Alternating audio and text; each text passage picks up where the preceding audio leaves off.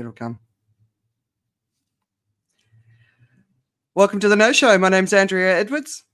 I'm Tim Wade. And my name is Joe Augustin. This is the show that tries to flip the news around over and over again to see what's really there, and hopefully give you a perspective on things that maybe you didn't arrive with as well. We also like to bring in new perspectives of the show. So our guest today on the show is a seasoned digital strategist.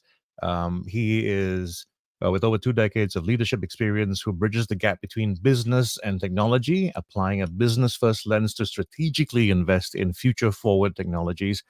He's adept in delivering business change by thinking differently, connecting the dots, and creating outcomes. And he's a strategic thinker, a big-picture strategist, bringing clarity with a natural instinct for what is to come, which is great because he's a futurist. Also has been a global senior leader at leading companies like Gartner, Morgan Stanley, and Kearney.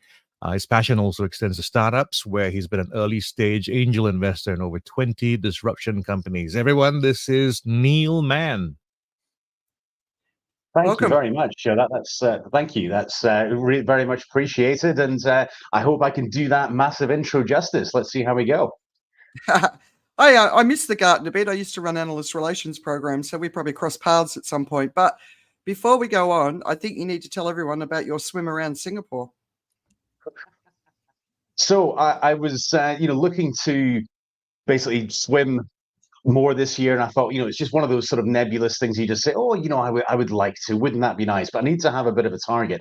And so I thought, how do I sort of find a catalyst for myself that's going to keep me going on a regular basis? And I've got friends who do that crazy thing about cycling around Singapore. I prefer to do that, but with an engine actually in the cycle. And so I thought, well, look, it's about 120k to cycle around by all accounts. And I thought, what it is to swim. So it's about 150k is sort of, roughly what I think it is. And I'm basically just cracking on at that on a weekly basis. So I'm swimming 2 or 3 times a week, doing sort of a kilometer and a half at a time, and just sort of, chipping away at my goals. So, obviously if I do 3 times a week at a K, that's 3k a week, 52 weeks, I should make it. So at this stage, I'm about 60k in, so I'm sort of a couple of weeks ahead of schedule. So fingers crossed, I stay afloat, literally and figuratively, and I managed to achieve the goal.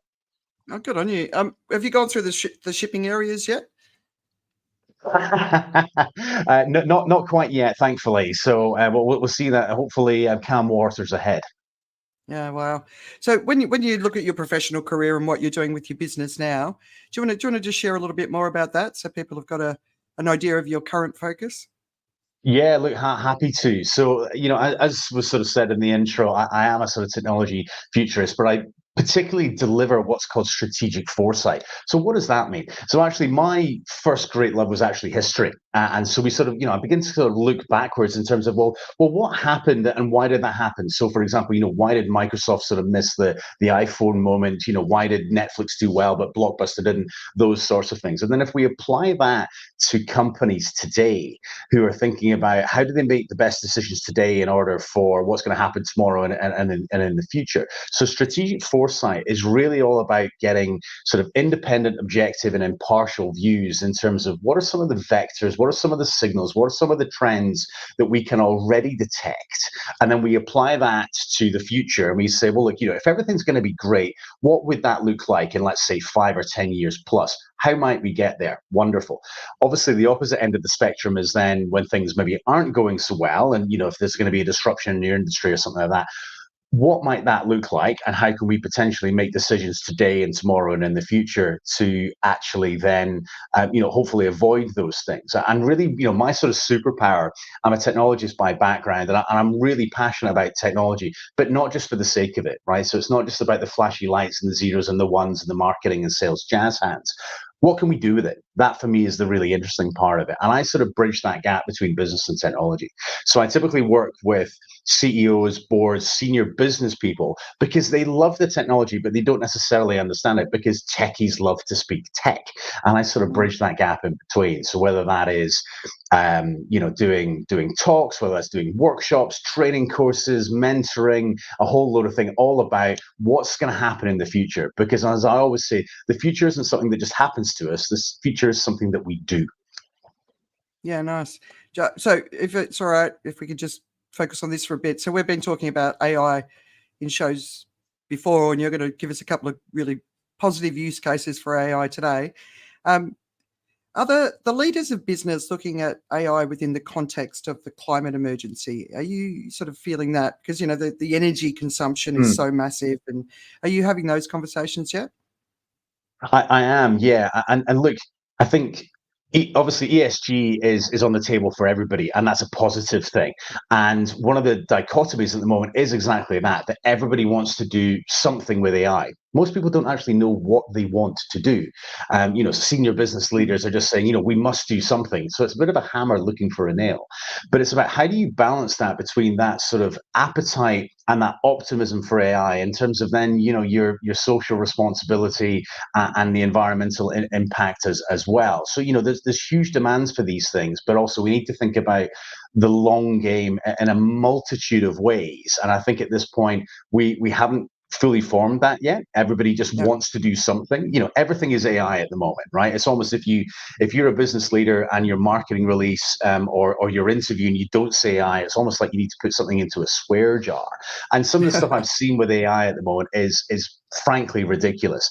My two favorites in terms of ridiculousness, one has been an electric toothbrush that apparently uses AI, and the other one is an automated cat toilet. Now, I don't think, obviously they were not by the manufacturer because that would be crazy, but as an example, just everything at the moment is AI. And when I go and I speak to companies, and then I actually, especially when an NDA has been signed, and then when you sort of, begin to open the hood and have a rummage around to see what they've got, there's not always a great deal there.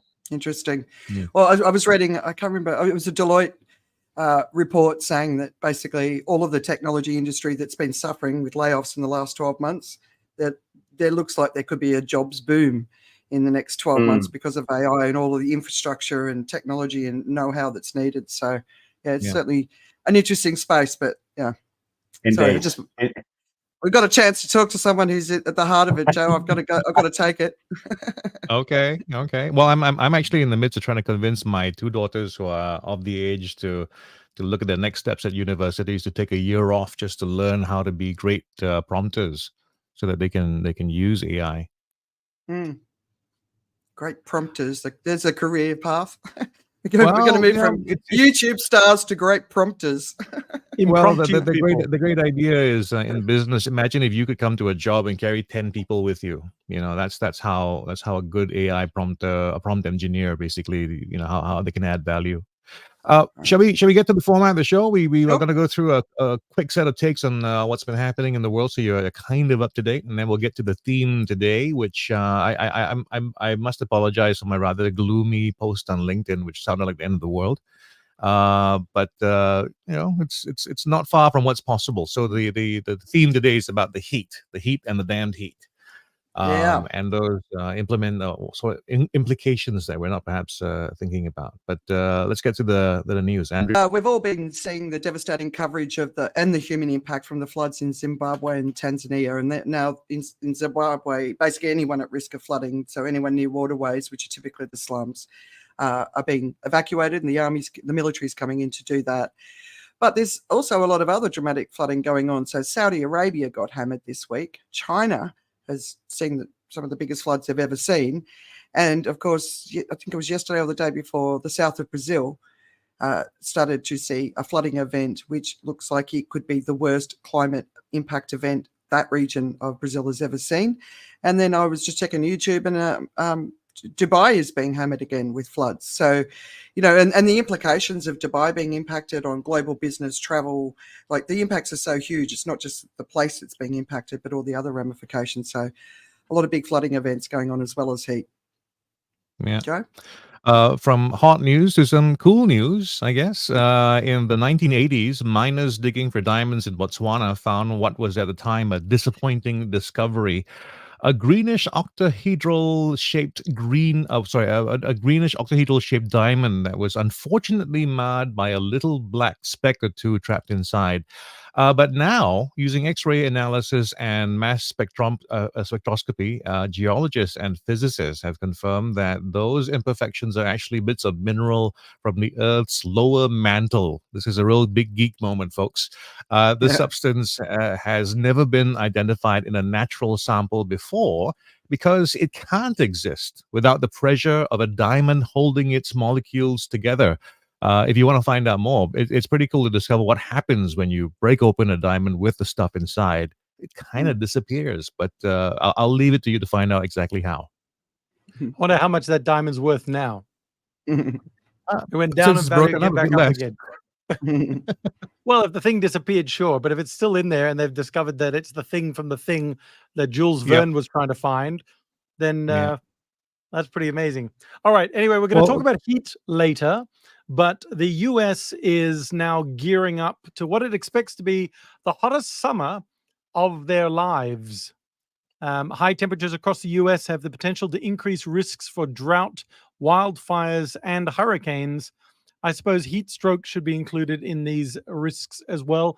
This was from an article titled, "It Could Be Another Very Hot Summer. Here's what that means." And that's on Vox, if you want to go check that one out.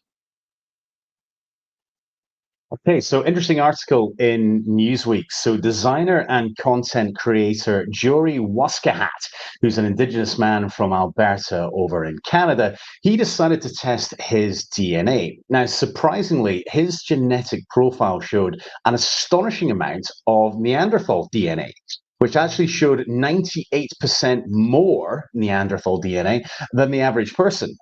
Now, this thankfully was still slightly less than 2% overall in terms of his Neanderthal DNA.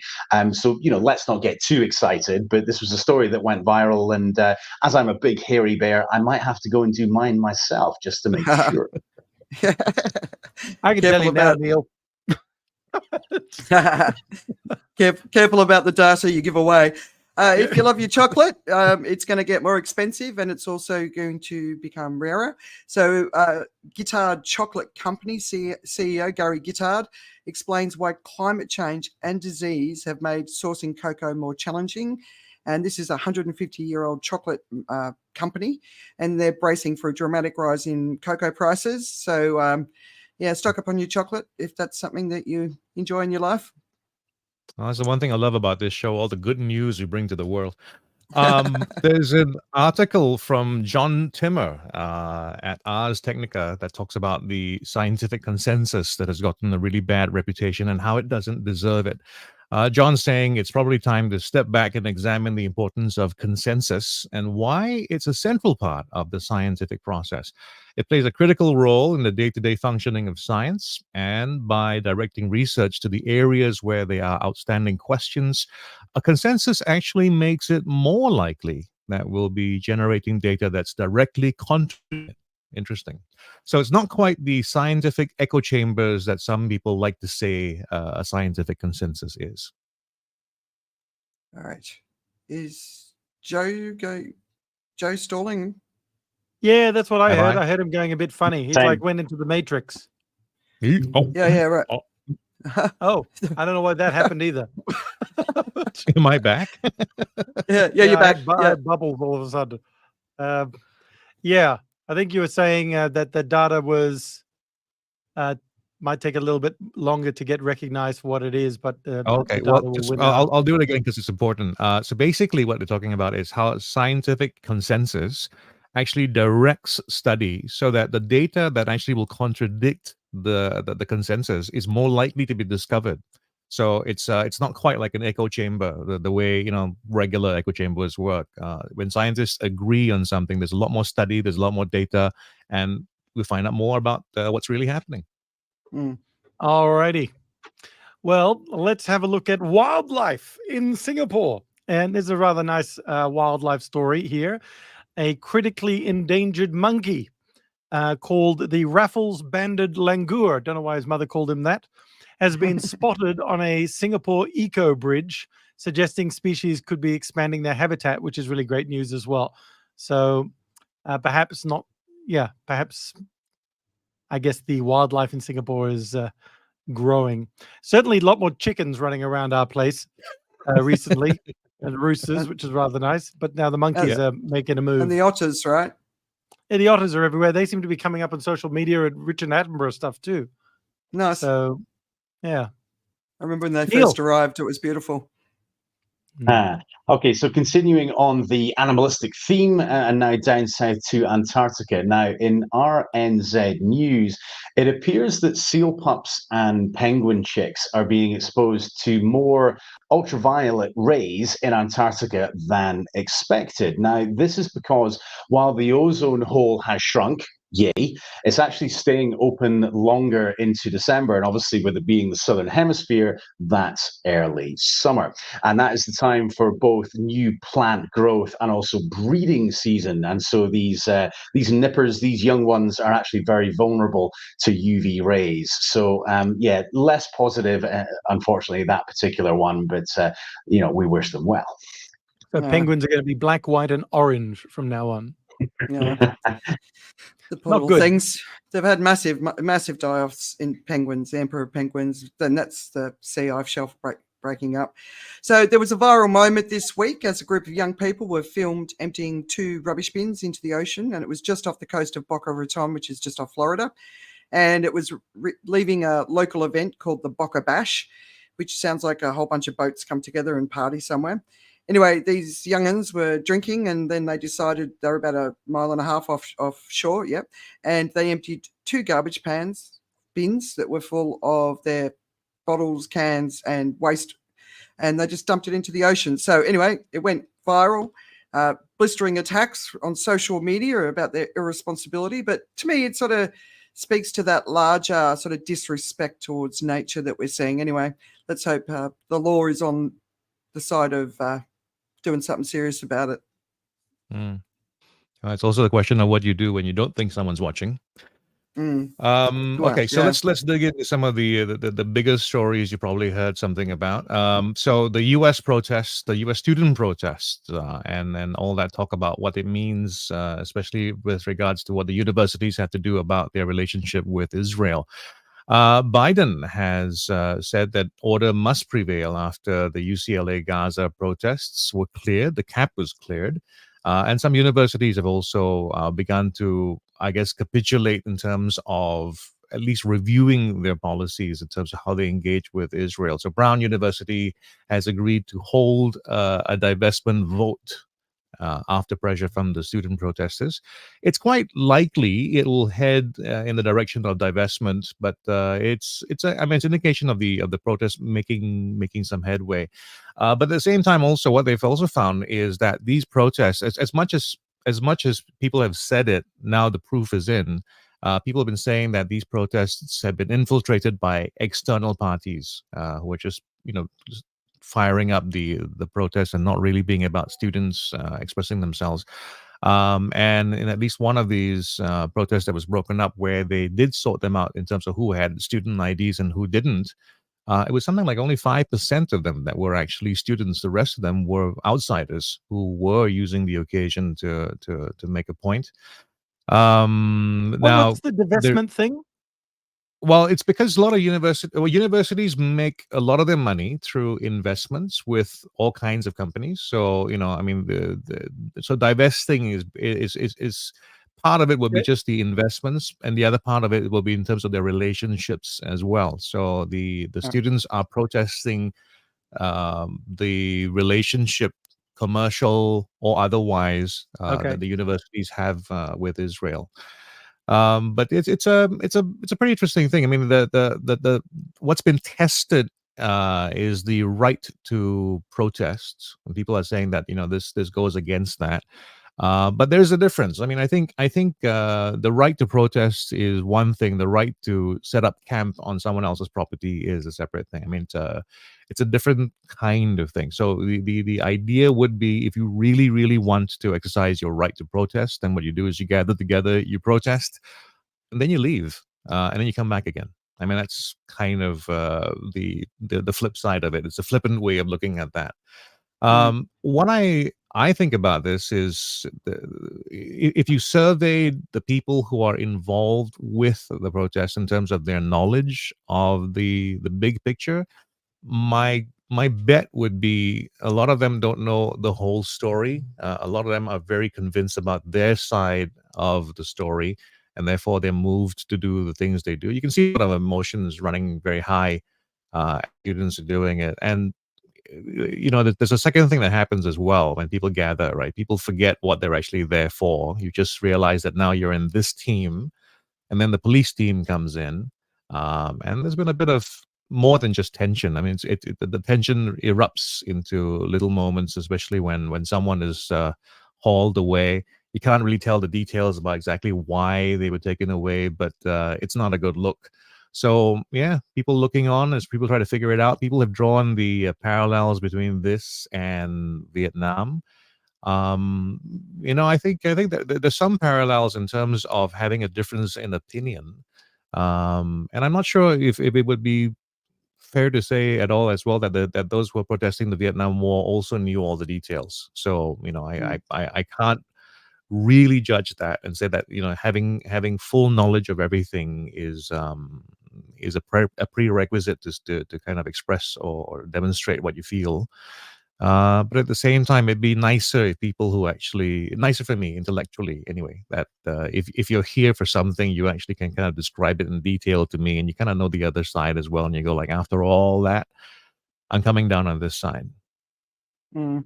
Yeah, the protests are growing around the world, universities across the world. So this is not going to stop, and in some ways, the way it's being handled is just going to make the situation worse. When you sort of see a 50-something-year-old female professor being tackled to the ground and her face smashed into the path, you kind of like the aggression. There was plastic bullets fired last night, I think, at UCLA. Yes, there is the story of those non-students being part of it. So that's an interesting sort of perspective in the mix. But I just see it as classic. It's not being handled well, and it's going to make it worse rather than calming everyone down. I think Brown University coming out and saying, well, at least talk about it and make a vote. When Russia invaded Ukraine, everyone immediately went, okay, we're going to take the money out and the businesses out. And they're basically saying we want the same thing. Israel is the aggressor here. So, yeah, and there's lots and lots and lots and lots of different perspectives. I was just reading a report in NPR that they had a 2 days of temperatures over 100 degrees in Rafah, which is the area obviously Israel wants to go into next. And, then it went back to the 70s in a month. Those sort of temperatures are going to become permanent. And Rafah's the hottest part of Palestine. So, if people survive this far, the heat could potentially take them out in the next month or so. And the aid groups aren't ready for it because they weren't expecting it to last this long. So, I don't know. This has to stop. It has to stop, and we have to protect the people that are there from things beyond the war. So I'm absolutely behind the protesters. Yeah, I think war needs to stop. we're on the same page in terms of where we want it to end. I think the question is how it ends, and that's really the challenge that's being faced. I mean, I don't think I've heard some research about even in Israel in terms of what they would like to have as well, and it depends which survey you listen to. There's one survey that claims that 80% of Israelis want to have a two-state solution because that's the way towards some sort of peace. And that might be the case, but at the same time, you have an aggressor on the other side who's kind of said that we don't care about that. Yeah. That's not what we're looking for, and that's not peace for us. Yeah, not simple. Neil, you got any thoughts? Yeah, look, it's certainly not a simple situation. There isn't a simple solution to said situation. I think what's sort of interesting, and Joe, you sort of touched upon it, we are sort of seeing more and more of a bifurcation of points of view, right? Everything's kind of polarized. And I think what I hear from a lot of people is they speak about them, and they don't necessarily know who they are. They just know that they're not us. Right. So again, it's just sort of completely polarized. I think the Vietnam elements are sort of quite interesting because actually the dates were the same So I was reading in The Economist. So actually, in 1968, this was like, the last time this sort of blew up around kind of Colombia and stuff like that. It was sort of, on the 30th of April or something like that. So I think that was quite poignant about it. But yeah, look, it's there's an awful lot of sort of the dysfunction out there. I think there's a lack of debate. There's a lack of actual sort of conversation. And I think with sort of social media and things like that, we tend to sort of feed ourselves more of what we like, right? And so therefore that becomes positive reinforcement. But then it also means you're going to have an entrenched position. And I think just we struggle, and especially with sort of fake news and when we get into sort of my world in terms of AI generated deep fakes and things like that. Look, if we can't even agree on what the base facts are, then we're definitely not going to be able to either agree or understand what somebody's perspective is. Right. And the whole point about having great communication is, you and I don't necessarily have to agree. But if I understand where you're coming from, if I sort of understand how you got to that position, then that's sort of healthy and actually should deepen my sort of understanding. But again, if we can't agree on the facts, then it's tough. I don't have a bag of magic sprinkles with me, I'm afraid, but working on it. There was one interesting aspect of the story. The MAGA protesters and the anti-war protesters were protesting together. Isn't that funny? Yay. Do you want to move on, or do you want to say something, Tim? Nope, I got nothing. All right, so we're gonna. So like, it gets harder and harder to sort of work out what's the best news to include, because there's obviously so much going on. We've got a hard right tidal wave coming over Europe, which, if it doesn't scare the life out of you, it should. And obviously we've got the wars in Palestine and in Ukraine, all the way down to Antarctica, where scientists are actually saying they don't know if the ice will ever come back. So there's a lot of really big stuff. But I think the last no show we were talking about the coral reefs. It had just been announced that, basically the entire global reef system has been impacted by heat waves. So some headlines that really caught my attention in the last week: increasingly frequent ocean heat waves trigger mass die-offs of sea life and grief in marine scientists. That's in Inside Climate News. Have the world's coral reefs already crossed a tipping point? That's in Grist, and I believe so, as I said on the last show. And Great Barrier Reefs, and as Australian, this sort of hits home. Worst bleaching leaves giant coral graveyard. It looks as if it has been carpet bombed, and that's in The Guardian. And the scientist that was interviewed in that is in his 70s. He's basically been on the reef his whole life. So ocean temperatures have been at record highs for more than a year now, and heat waves have extended across 30% of the world's oceans, and this is the equivalent of the land surface area of North America, Asia, Europe, and Africa. So it's a massive amount of the ocean. And we're seeing the ocean temps spiking at all-time highs, which is enough to trigger numerous die-offs of marine species. So it's killing millions of corals, fish, mammals, birds, and plants. And some of these die-offs are so huge, whether or not the life can come back from that is in doubt now.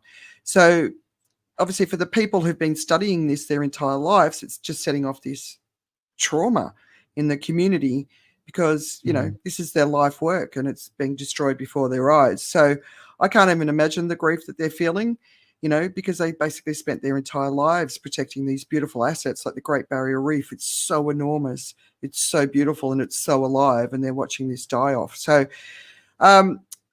basically what's happening is scientists are now leaving the field. So there's a lady called Jennifer Lavers, and she basically has been tracking the seabirds who are starving to death during the recent ocean heat waves in Western Australia. And we saw the incredible heat that Western Australia has gone through. But it's not just heat that's killing them. They've also got stomachs full of plastic. So there's two things there. And she's saying incredibly skilled, talented, qualified, very passionate people are leaving, because no matter what they say, what they do, how many papers they publish, it doesn't matter. So the Great Barrier Reef has experienced the highest levels of thermal stress on record. and it's seen extensive and uniform bleaching across the southern reefs, which dodged the worst of the previous 4 mass bleaching events on the Great Barrier Reef since 2016. So new areas are being bleached. And aerial surveys show that the most widespread event and severe bleaching event to date, not just in the south, but across much of the entire system. And if you don't know, the Great Barrier Reef is 2,300 kilometres up the Queensland coast. So if you know anyone that works in climate science, give them a hug. Ask They're doing permission it tough. first. Ask permission first. Yeah, obviously. Yeah. Yeah. It's sad, right? Oh man, I tell you what. As you're reading that, I just thought, well, there you go. That's the origin story of the new villain in the next James Bond film, right? MB, marine biologist. Basically, just you killed everything that made life important for me, and now I'm going to kill you. Yeah. Is that the story? Or you're suggesting that's the story? No. I'm suggesting it. Just yeah. It's I think in and amongst the many things that happen in the James Bond series, I think we've had the environmental terrorist already. Yeah. Well, Well, how does it make you guys feel emotionally? Like, because when you understand what this means, like it's not just human impact; it's so much bigger than that.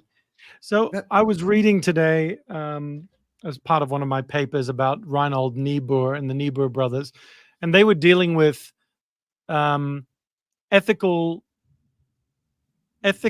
ways of confronting power in the decision making and running of countries.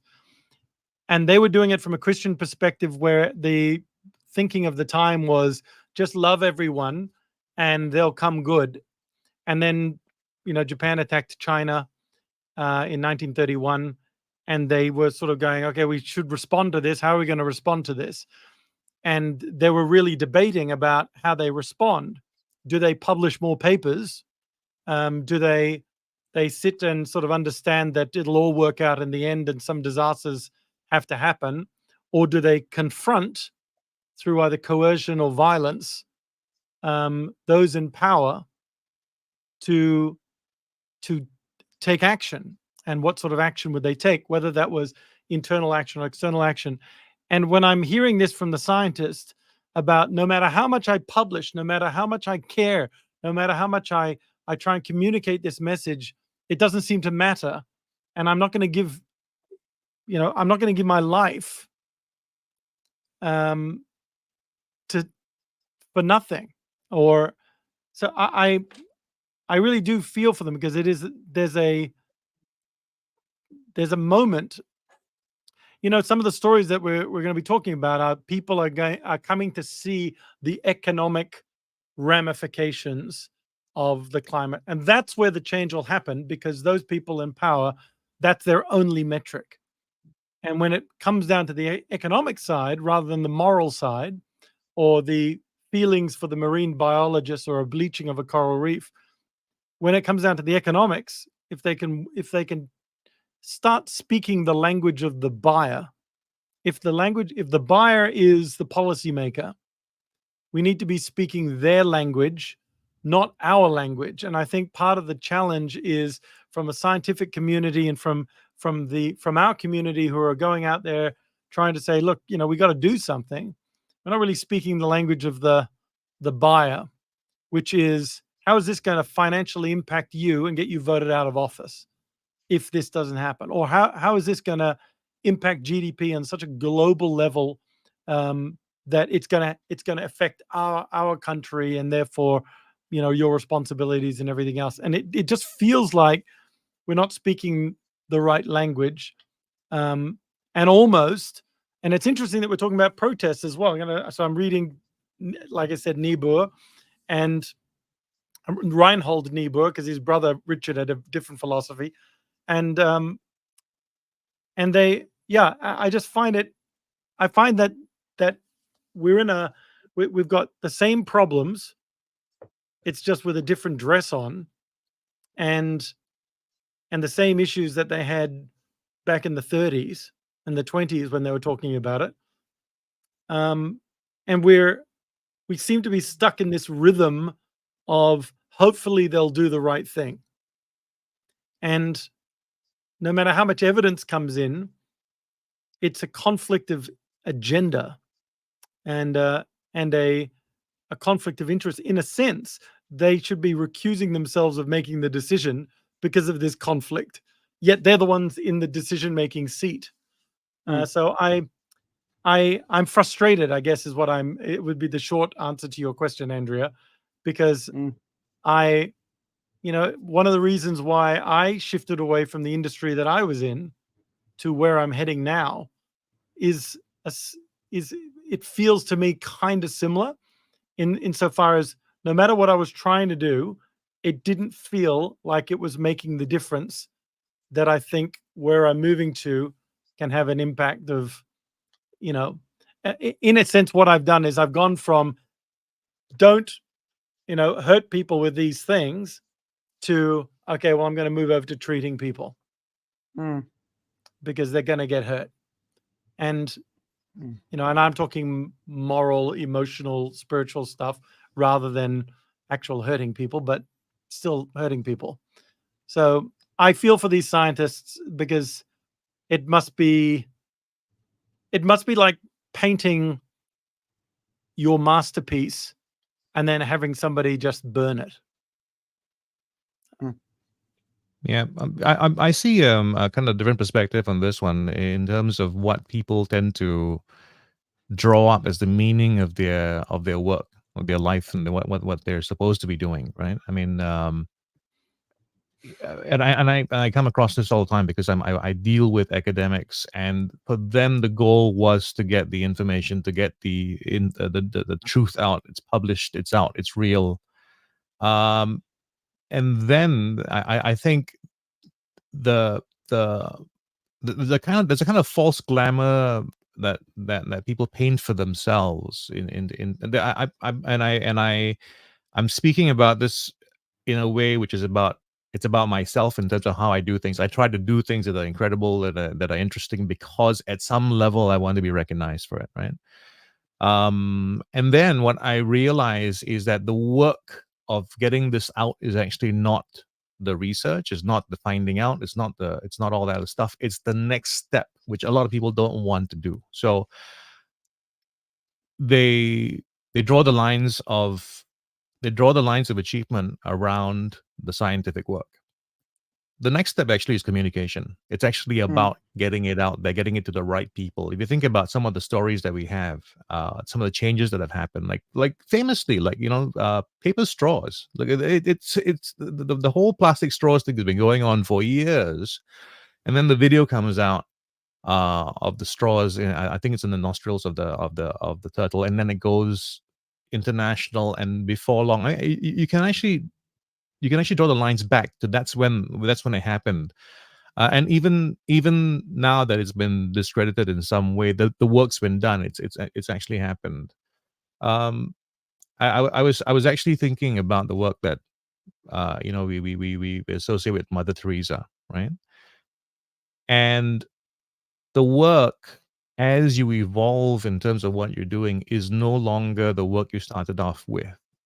Like, the work for her was not every day doing all the tending. She also had to do all the other stuff, which was the communicating and traveling, which is why when you find out about the rest of how she worked, it isn't the same story that you painted yourself of the lady, but it helped the cause. So I do believe that this is why I always talk about science communication. It's much more than just being very clear to the next person who's interested in science what we've learned. It's about getting out beyond those people and go like, why to someone who doesn't understand science, why it's important, why this makes a difference at all. Interesting. I actually look, climate science, I don't think is naturally a communications field. Any science, there's a few of them that are doing a great job, right? But the politicians know what the climate science is saying. They know. There's no excuse in the mix there. I just don't think they know how to move forward in the world with, like, because when you know what needs to happen, and they don't seem to be able to. It's very rare to hear a politician start to communicate that. Like I saw another one in NPR yesterday. I sent it to you guys last night. A Democrat saying, the climate crisis will basically cause an economic collapse much greater than 2008, which of course it's going to do. Of course it's going to do, and so Nate Hagens has got this concept, bend or break. So we have an option here. We can bend, where we start to really ramp down the impact we're having on Earth, or we break and we hit that point where it's just calamity and chaos. And we're heading towards breaking. We're not even thinking about bending. And I think, we can blame the scientists, but I don't think they're responsible. I think they've been doing their job, and they're doing it their way, and they're conservative, and it's measured. It takes 2 years to learn about something after it's actually happened. That it's slow, but you start putting all the threads together, it's pretty obvious where we're going. And I think it's up to everybody else to take that message forward. So the combination that is required, though, is for it to be the attention grabbing conversation in the room. Because I have this problem with my family all the time. I talk about something which I think is interesting, but for the rest of them, they go like, "Okay, Dad's going on about that again." So I do that with you as well, though, Joe. But I'm very polite. There's a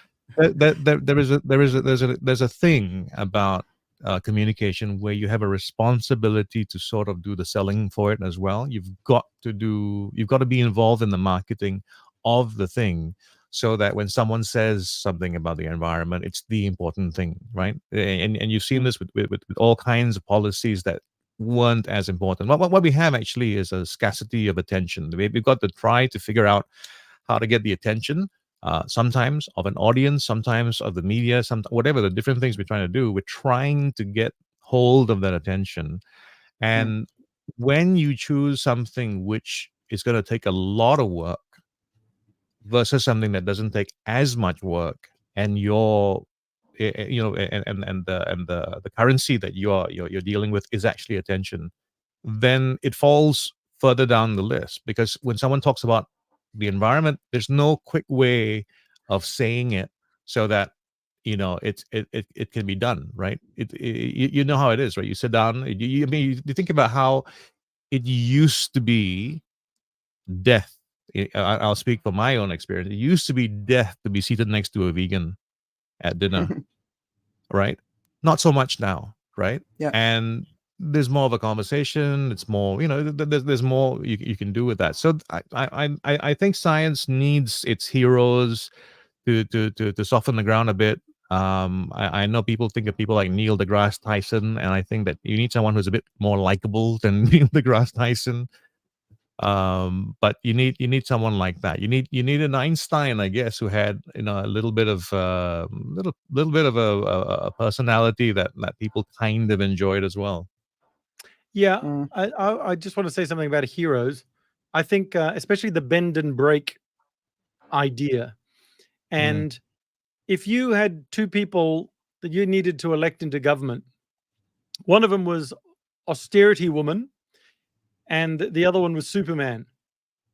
And you've got the choice, or austerity woman and superwoman, or austerity man and Superman. It's not the gender doesn't matter. Just trying to be anyway. It doesn't matter. So Captain Austerity and Superman didn't really work anyway. So the most people, based on our cultural narrative, are going to vote in Superman. And Superman, if you look at the way Superman operates, is he wanders around as Clark Kent until something's broken, and then he flies around and fixes it. And only at that point, he rips his thing off and goes, "I'm going to fix this thing." He's solutions man. He's Mr. Fix It. And we are, in fact, rewarding people for fixing stuff. And the politicians are rewarded for coming in there and making a speech. The opposition, for example, coming in and making, in whatever country, coming in and making a speech saying, the current government has done this, and that's terrible, and we're going to do this and fix it. And so then they get voted in. Change can happen. We can make it happen. And they get voted in. And so we're voting in the fixes, which means fixes need something broken to fix it.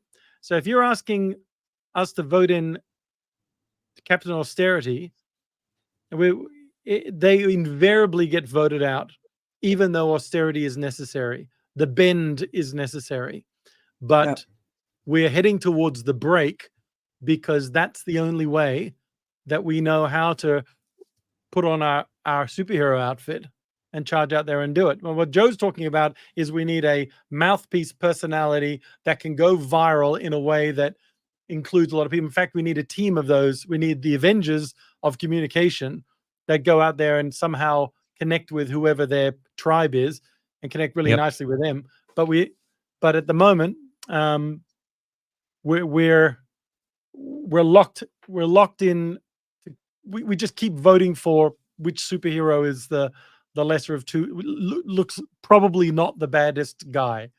But you need communicators who are able to go out there and show the world and help them imagine what break looks like so that they can bend instead. Yeah, I would agree with that. Neil has something to say. So look, I think as well as bend and break, I think there's a nuance between responding and reacting, right? So I think we're at a sort of nexus point where we can respond. We can choose to respond. We as a species are not very good at that. We react, right? We wait until something like COVID comes along and then we kind of like all scrabble around and then do stuff. And there's lots of use of the word should, and I'm allergic to the word should because it's completely nebulous. It doesn't actually mean anything. You know, we should eat more healthy and we should get more exercise. Give me another beer, right? So it just it doesn't really work like that. So I'm absolutely all for dialogue.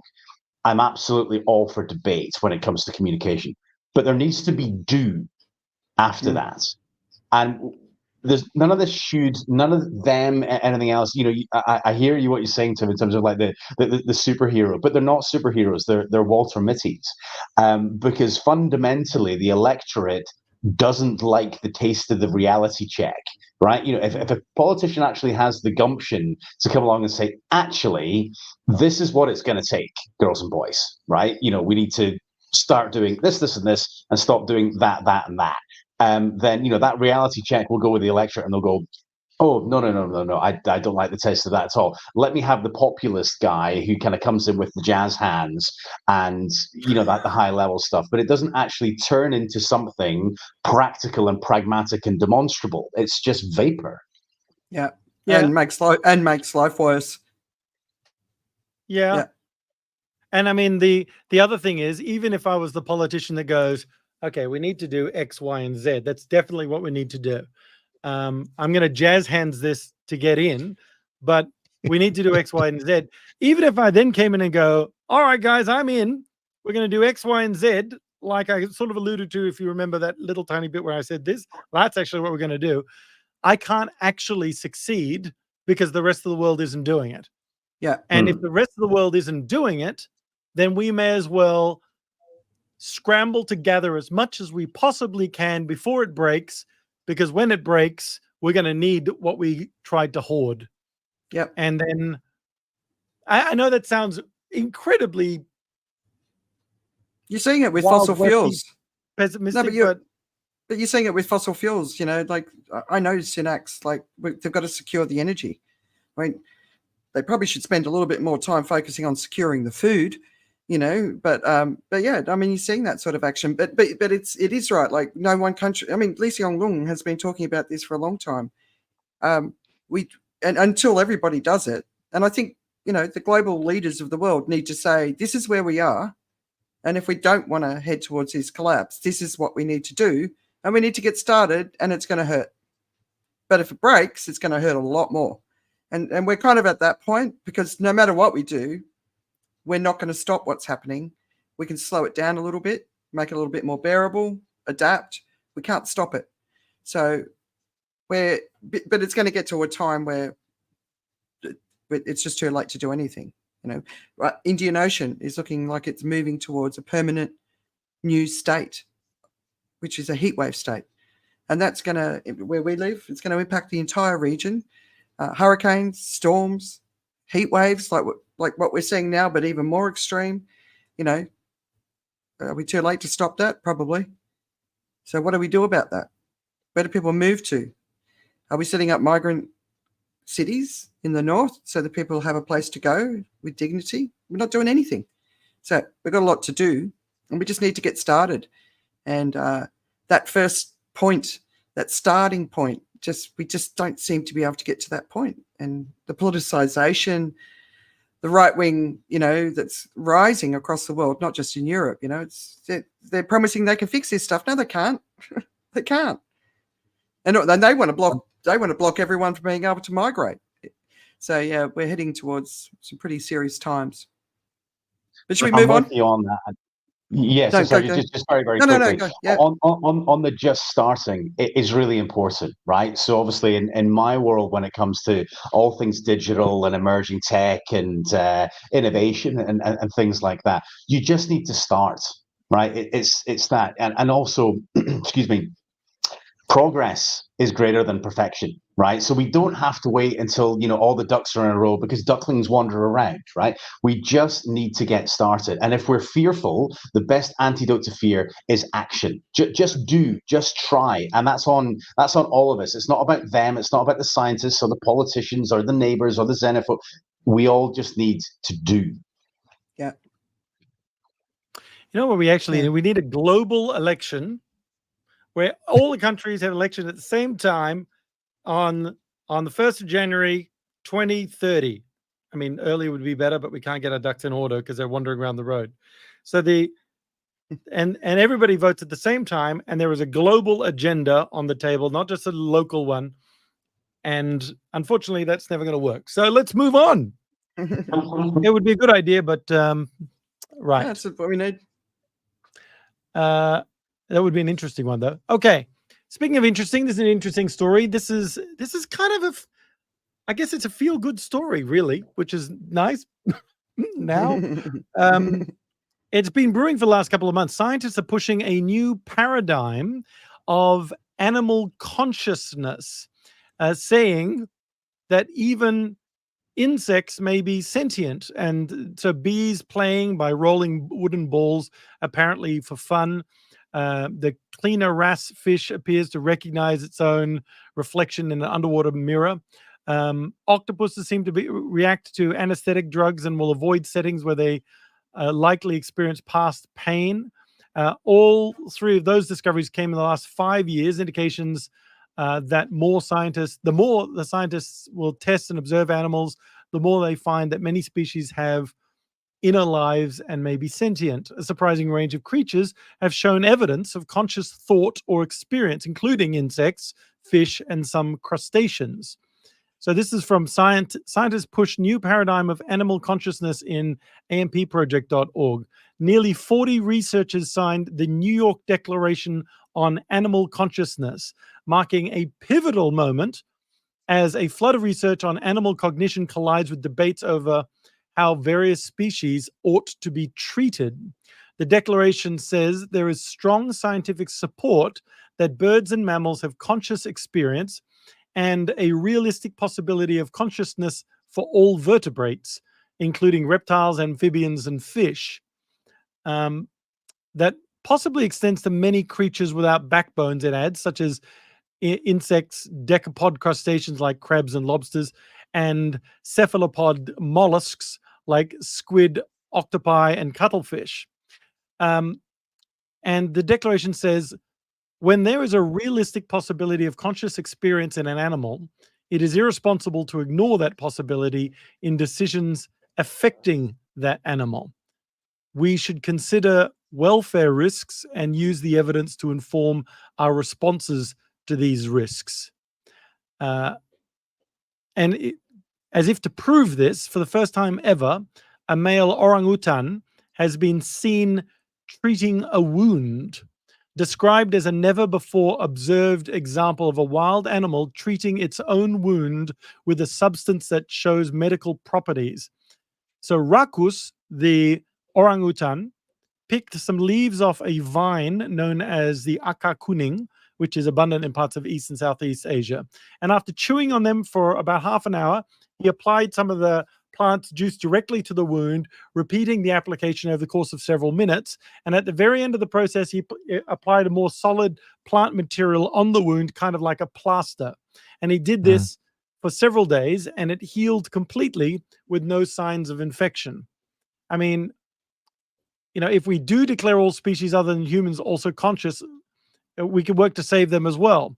The other thing in that article, which was quite interesting, was Natterson Horowitz, who was one of the observers and commenting on this article, noted that there's every reason to believe that evolved behavioral adaptations that promote health of other species could also be beneficial in our own species. So we can see what they're using and adapting to cure things and test those items as well. If we take care of the climate and we take care of the world, it can take care of us.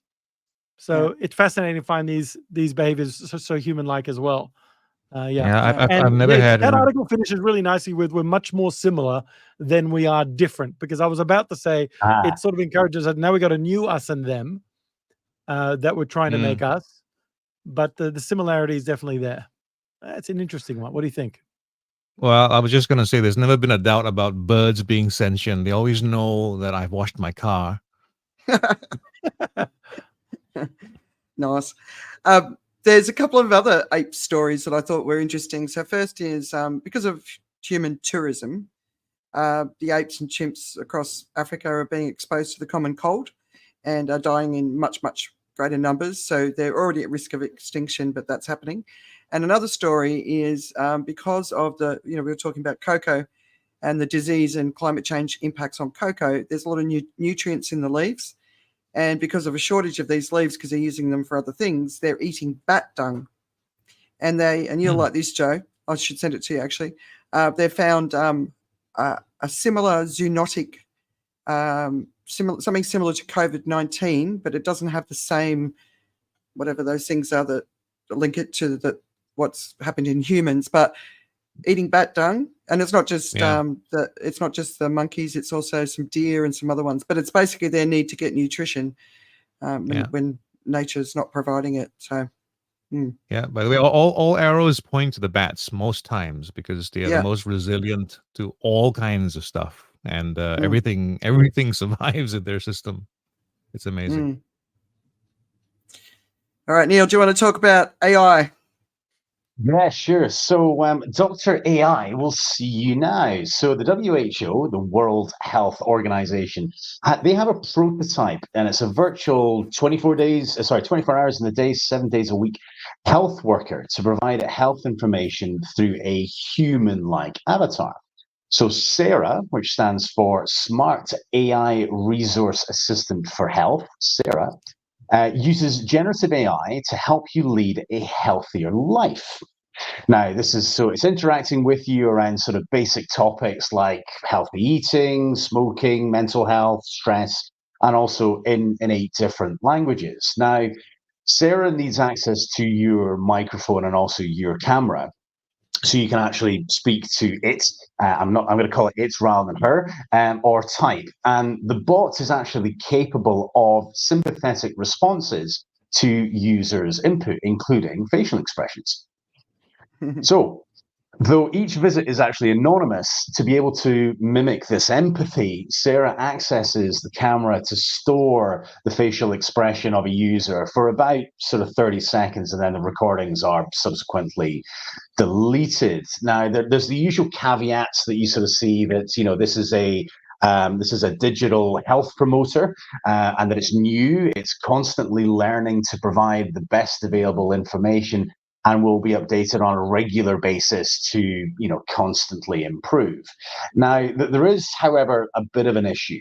Now, because of its scope is limited to this sort of digital health promoter, its repertoire is obviously limited as well. And actually, some of Sarah's AI training data is actually years behind the latest stuff, which obviously, if you use one of my consulting terms, suboptimal.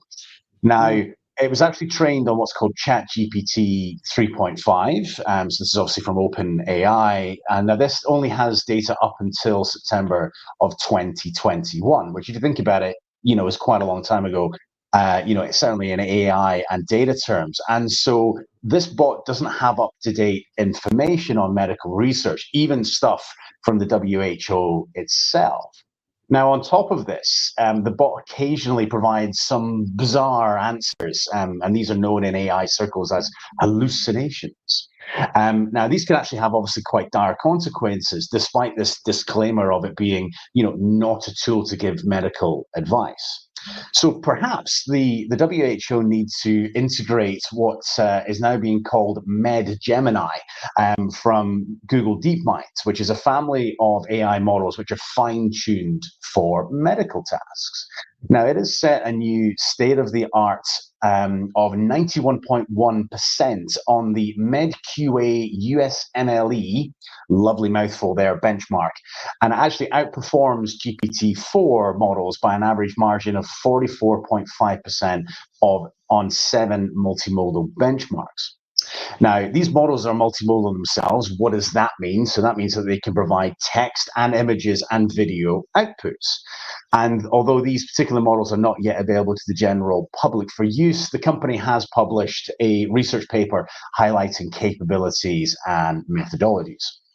Now, I think that healthcare is a really exciting future area of AI development with, more advanced data models already helping clinicians today to administer better care, such as diagnostic accuracy, right? One of the things about large data models is that they can see patterns and trends which we basically, we just can't get to it. So, they can sort of give insights into, and diagnoses that perhaps just a human doctor just isn't physically able to do, no matter their skill or acumen or experience. But there's other clear use cases, I think, around AI in health. So, for example, summarization of patient conditions. So, for example, when you get a referral letter, right? And as well as sort of teaching future medical professionals, I think, AI, there's real opportunity there. Now, if you think about it, let's think about the sort of the broader, more strategic picture. Now, increased accuracy and reduced admin, that should lead to less wasted money, ultimately benefiting patients, insurance companies, and also taxpayers. When you think about it, the X-rays were discovered in 1895, long time ago. People were initially wary of the procedure and, the big hulking bits of machinery of the medical devices that were required for it. But today they're the accepted norm, right? If you get referred to go for an X-ray, nobody kind of goes, "Oh, I'm not really sure about that." I appreciate there might be some people, but the vast majority of us, you've hurt your your hand or something like that, you get sent for an X-ray, you just go for it, right? So I believe that in the near future, the use of more digital health interfaces, right, and this is both assisting and in some cases actually replacing humans, will actually become both typical and actually routine for us as well.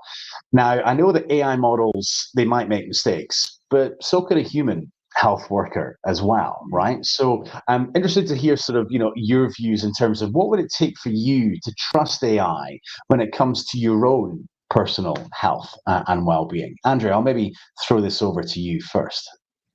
Yeah, no, when I was listening to you, the trust thing was the first thing that came up, right? So I don't have an issue with that.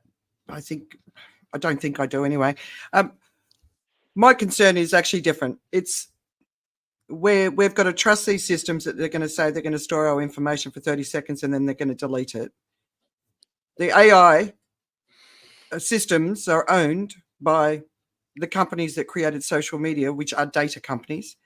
And it's all about harvesting that data so that they can target us. So for me, the trust issue is actually the companies who are doing it have not earned our trust at all in the last decade. And now they've got AI, which is even more powerful, and they're going to say they're going to delete it. How do we know they're not going to sell it on to insurance companies? How do they, how do we know? But on the other side, I think it could be incredible, like for tracking, like, a pandemic or the beginning of a pandemic before it gets bad, right? They can pick up data all over the world. So I'm not against it, but I think that the companies who are behind it haven't earned our trust, and they're not changing to earn our trust. And the problems that they created with social media are still here, destroying democracy. So now we're going to give all this stuff to them. So that's my only thing. But I think it's a natural evolution, and us humans seem very willing to give our data. I mean, I'm looking, just going to Facebook any day of the week, you've got a mate sharing one of the apps where they give some information, or what color what color are you? You know, that's even that sort of stuff. It's still data. It's still personal data, and we're pretty willing to give it away. So that's kind of where I am with it. I remember an episode of House where he's trying to diagnose this girl who's sitting in the hospital bed, and she's refuting everything because she checked it on Google. Oh yeah, Dr. Google. Remember that one? So she's like, no, because of this and this and this, and he's like, yeah, and he's like, how does she know this? And then he figures out that she's just Googling everything all the time and seeing what's online. And actually, we do that too. You know, we're going into symptomchecker.com or whatever it is and plugging the stuff in. And it says, you know, you're either dead or you've probably got a cold. And it's like, okay, well, I think it's the first one. And then we get a little bit paranoid or whatever it is. And then, so we kind of do it. The fact that now the medical establishments are doing for us is kind of probably okay for me in a sense. I think if it gets a robot doing various proddings and pokings, I might have a bit more of an issue than somebody that's got the compassion of how that might feel. But having said that, there's a lot of robotics happening in surgery, although I'm not feeling that at the time, and the precision is good. I think it's natural. Where I doubted, I didn't quite doubt on your one that you said, Andrea, but I agree with you about the data and how that's being shared and whether we trust the people to manage it. I think it was when Neil said it's going to benefit the patients, the insurance companies, taxpayers, and somebody else. And my first thought was probably not going to benefit the patients from a cost perspective.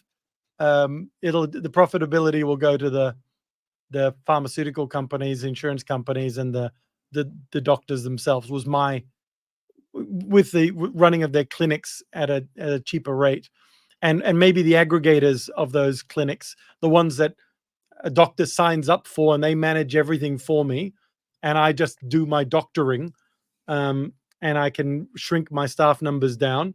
I felt like as skeptical individual, we're going to be the last to benefit, other than we may get a greater consensus of knowledge coming in for our situation than one doctor may have learnt at their time at medical school that hasn't been updated since before ChatGPT.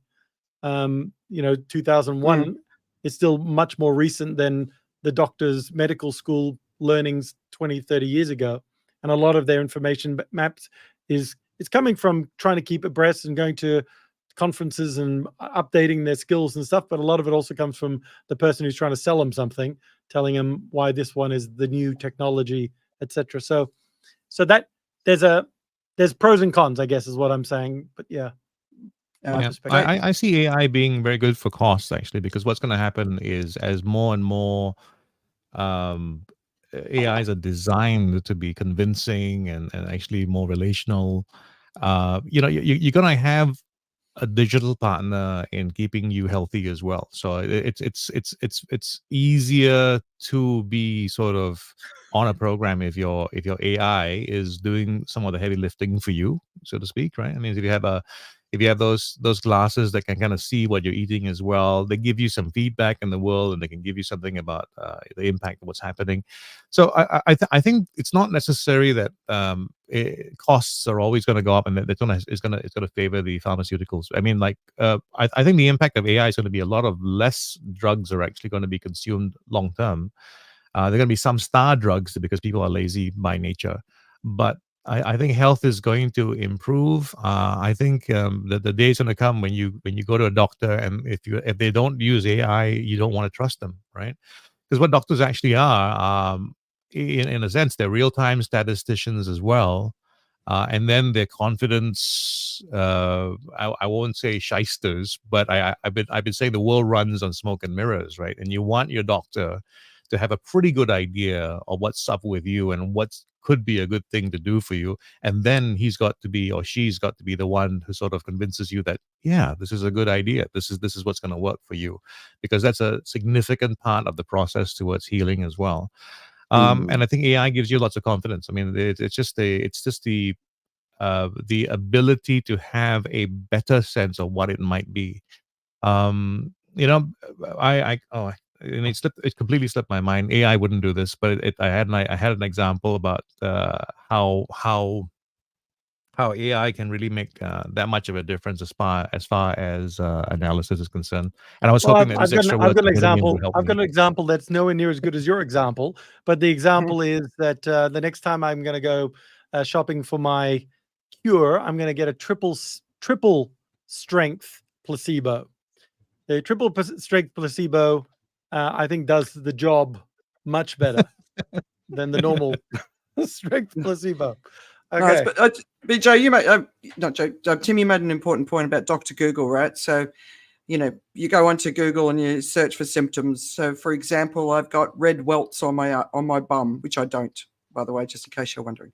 And then for the next few weeks, you start getting advertising for all sorts of things, walking apps, because if you've got red welts on your bum, it could be because you're sitting down too much, or and it's so data security, data privacy is obviously a big issue, but at the same time, human beings aren't particularly, you showed your watch, right? How much do we give the technology companies already as far as that private information?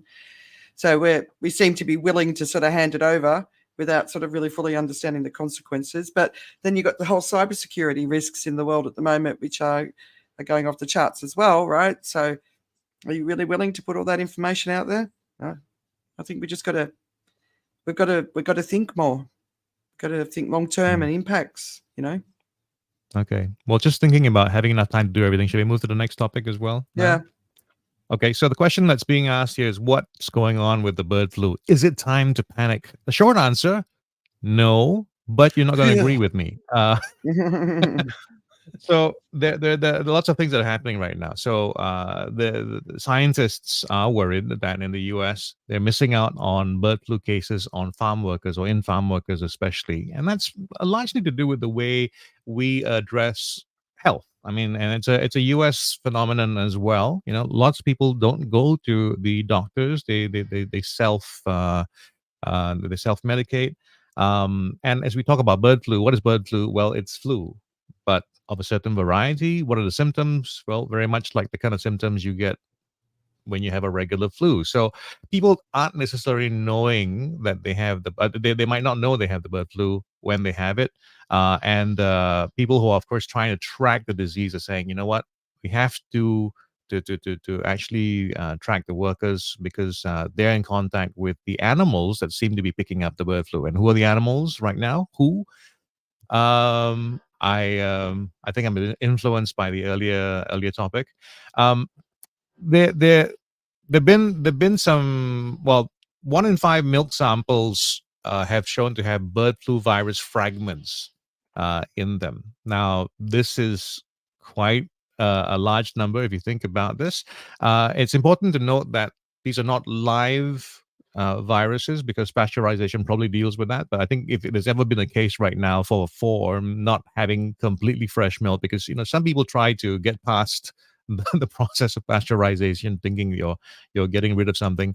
You're getting rid of the protection from live germs.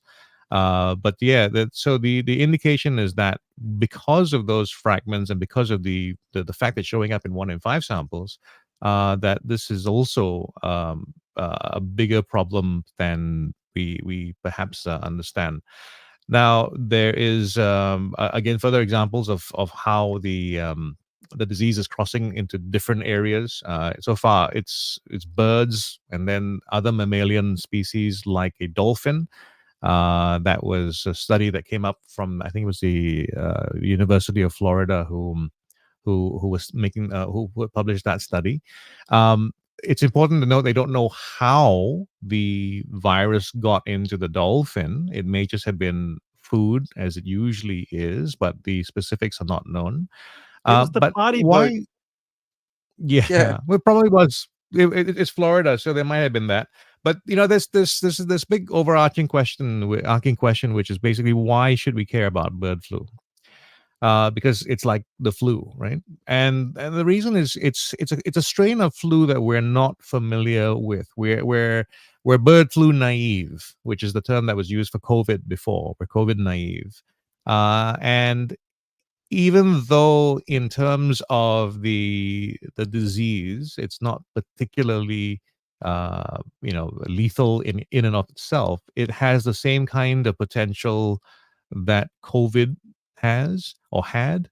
And that's the kind of thing that we're kind of on the verge of. We're watching and we're trying to see whether there's a real danger of it breaking out, and it's a fine balance really in terms of what happens as well, because there is on one hand a really bad scenario where it breaks out and everyone's down with the bird flu, and then the statistics will cause that kind of what will happen. There will be a high death rate when you put all the numbers together. But there's also, of course, the upside of that, and this is the contrarian view as well. That what, maybe we should just be exposed to the bird flu as well, like those crazy measles parties my mom used to try to send me to. It's still a bad idea, by the way, to send your kids to a measles party. But as a concept, there might be something to it. So the best case scenario really, and I say best case in terms of trying to get ahead of it, is some sort of live or sorry, not live, maybe a dead virus vaccine for the bird flu is released, only because we're so mentally allergic to mRNA viruses, mRNA sort of vaccines. But that could be a kind of middle ground that would be acceptable.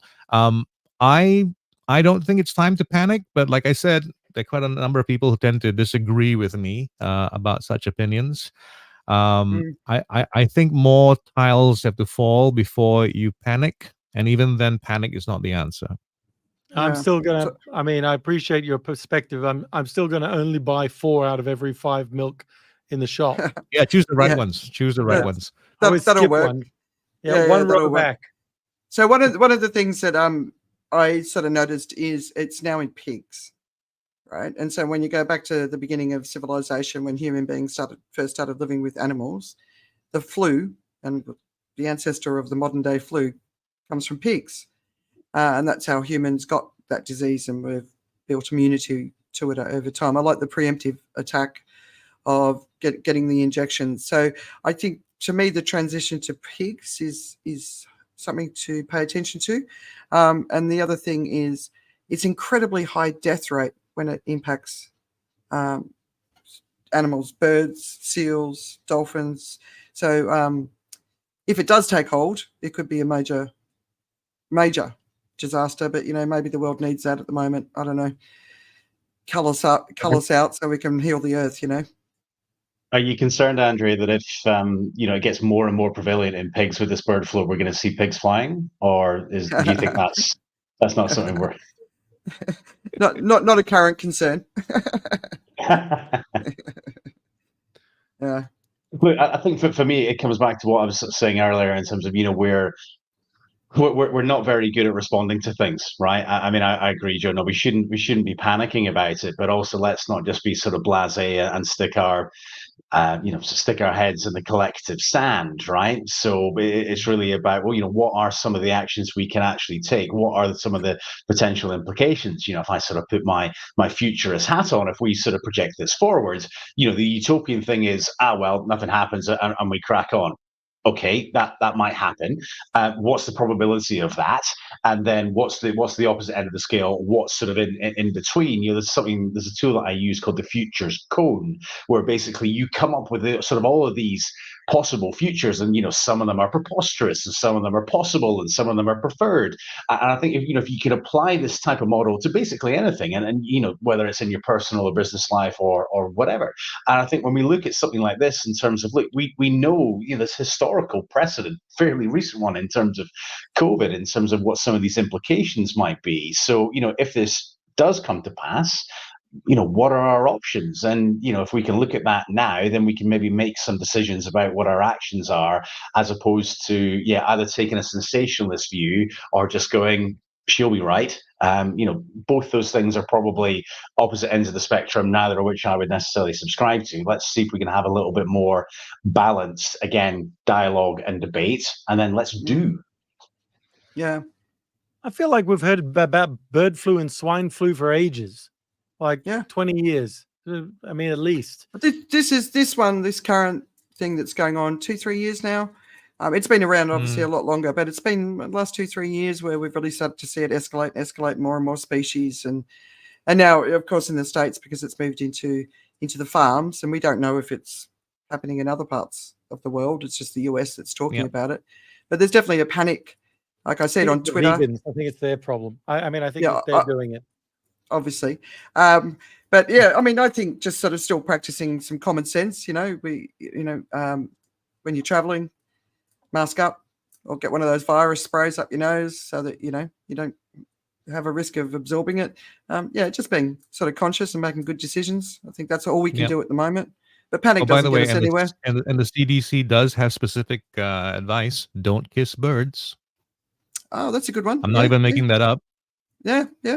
But people do kiss their birds. Yeah, people kiss Neil's their enjoying birds. that way too much. Yeah.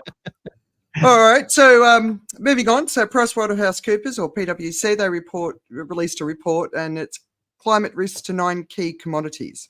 So basically, they sought, and companies like PwC are taking it seriously. So that's a good sign, right? The business is paying attention. And basically what they were looking at is how much climate change driven heat stress and drought threaten production of commodities that we rely on, like iron, lithium, and rice. So there's 9 essential ones. So it's critical minerals like lithium, cobalt, and copper, food crops, wheat, maize, and rice, and vital metals like iron, copper, and bauxite, which of course is used in aluminium. And they're critical for, the key crops supply 42% of human calories, and the minerals and metals are critical to transportation, construction, manufacturing, electronics, and the green transition. So these are all really pretty important things. So 62% of iron production at risk from heat stress by 2050, 62% of bauxite production at risk from heat stress by 2050. I don't know. These are all 2050. And I don't know where they got the 2050 measure from, if they were looking at the IPCC report, which, like if you look at a lot of what's going on now in the environment, not expected for 20 years, not expected for 50 years. So I don't know where the number is, but 26% of zinc production at risk from heat stress, 74% of lithium at risk from drought, 74% of cobalt production at risk from drought, and 54% of copper production at risk from drought. Then food, which is obviously really important, 27% of maize at risk from heat stress, 36% of wheat at risk from heat stress, and the final one, 87% of rice production at risk from heat stress. And in That's case crazy. you don't know, rice is huge. 50% of the world's population relies on rice for 80% of its nutrition needs. So rice is a big one, and we're going to talk about it a bit more in the theme section. But this is, I think it's an important read, and it's worth understanding. And of course, if you're an investor, knowing these 9, this would probably be a good area to invest in, because it's only going to increase in value, because as it drops off, its value will increase. All right, Tim, unless you want to talk about that one. I do want to talk about that one, but I don't think we have enough time. But I think the rice one is huge. And actually, the 87% of rice by heat stress, I think would also have an impact. Drought would have an impact there as well, because of the amount of water required. Presumably drought for lithium, cobalt, and copper was because of the water required in their extraction and production, presumably. Anyway. Yeah. All right. Well, it's not all doom and gloom today, because I think I've got the coolest story to share today. Apparently, a gigantic ocean has been discovered 700 kilometers beneath the Earth's surface by Northwestern University in Illinois. which is amazing. And I was talking about Jules Verne a little bit earlier. Well, he's back, isn't he? So it starts with this. Picture this. There's an ocean so vast that it triples the combined volume of all the surface oceans on Earth. Yet it's not visible from the beach, the cruise ship, or even a satellite. It exists, not splashing against shores or under the keel of boats, but ensconced deep within the Earth's mantle at a depth of about 700 kilometers. And now, again, this is not a Jules Verne novel. It's real scientific discovery that could rewrite the books on our planet's hydrological secrets and where all water is going and coming from. The discovery was made possible by examining the mineral ringwoodite. This sounds like an April Fool's joke, but but ringwoodite, a type of blue rock that exists in the Earth's mantle, which has the unique ability to trap water within its structure. This is an incredible breakthrough for deep Earth science. Steve Jacobson, a lead researcher at Northwestern University, explains that this massive subterranean ocean was detected using a network of 2,000 seismographs spread across the United States. These instruments captured seismic waves generated by over 500 earthquakes. As these waves traveled through the Earth, they moved differently through wet rock compared to dry rock. And this difference in speed is crucial when you're identifying the presence of such a vast amount of water so deep underground. This hidden ocean might just be the missing piece in the puzzle of Earth's complex water cycle. The presence of water deep in the Earth's mantle, subtly migrating between rock grains, points to a dynamic internal water cycle that operates over geological time scales. This cycle could significantly influence everything from volcanic activity to the movement of tectonic plates. The research team plans to expand their research with additional seismic data from around the world. This could confirm whether this phenomenon is isolated or widespread, potentially leading to a revolutionary understanding of how Earth manages its water resources. So that was from WECB.FM, a gigantic ocean discovered 700 kilometers beneath the Earth's surface. Amazing. I find that just amazing. Yeah, me too. And also how it, how it all works together, and like what is it made up of? I'm having longer showers starting from now. Yeah, but also if humans really stuff it up, is that part of what can heal Earth and bring it back to life? So to me, it's the potential is amazing, and it kind of made me want to go and study deep Earth science. I thought that sounded pretty cool. It does sound amazing. Actually, there was a couple of things I was thinking about when we were going through that, and one of them was what it means for, if we can find this on Earth, what it means for the other planets, and that the interplanetary people would get very excited about that, I would expect. But what it means for Earth, obviously, is a lot more compelling. And what it also means is that mass migration based on glacial melt, if they can work out how, 700 kilometers is a long way. Everest is 5 kilometers up. So this is, I don't think we're going to drill it so easily, but it's interesting. It's exciting. It kind of makes the world cooler somehow underneath. We might find some of those green diamonds. Yeah. I was wondering what those of a flat Earth disposition think about it. They surely can, believe that 700 kilometers. If the Earth's like this, there can't be 700 kilometers below, surely. Well, flat and thick is okay. Very thick. Yeah. Touche. Basically, it's Asgard, isn't it? Yeah. All right. Also, so, the life forms there, right? There'd be other life forms. You got any environment. Yeah. Yeah, it's cool. A lot of rock bands. Your kids would love it. Yeah, nice. Thank you, Neil. Okay, so eat the future. So obviously being a futurist, and as you can probably see, I don't miss many meals. So this is a topic very close to my heart, both figuratively and literally. So the new Cali Express by Flippy in Pasadena, California, is a burger joint that serves that serves as a collaborative test kitchen for several companies who are trialing future fast food technology. Now, the Burger Chef robot is by Cucina, whilst the fries machine Flippy was created by Miso Robotics. Now, the restaurant has also implemented Pop ID stations for ordering and payment, where the customer can set up their preferred payment method, loyalty details, and also your face for future recognition and authentication. So once your profile is set up with this biometric payment startup, a customer can go along and place orders, they can pay, and also learn loyalty points without touching any object or app. Now, there's a press release which speaks about fully autonomous AI-powered restaurant. It's actually a whole lot of dross, so ignore that bit. But actually, there are some cool things that it's doing.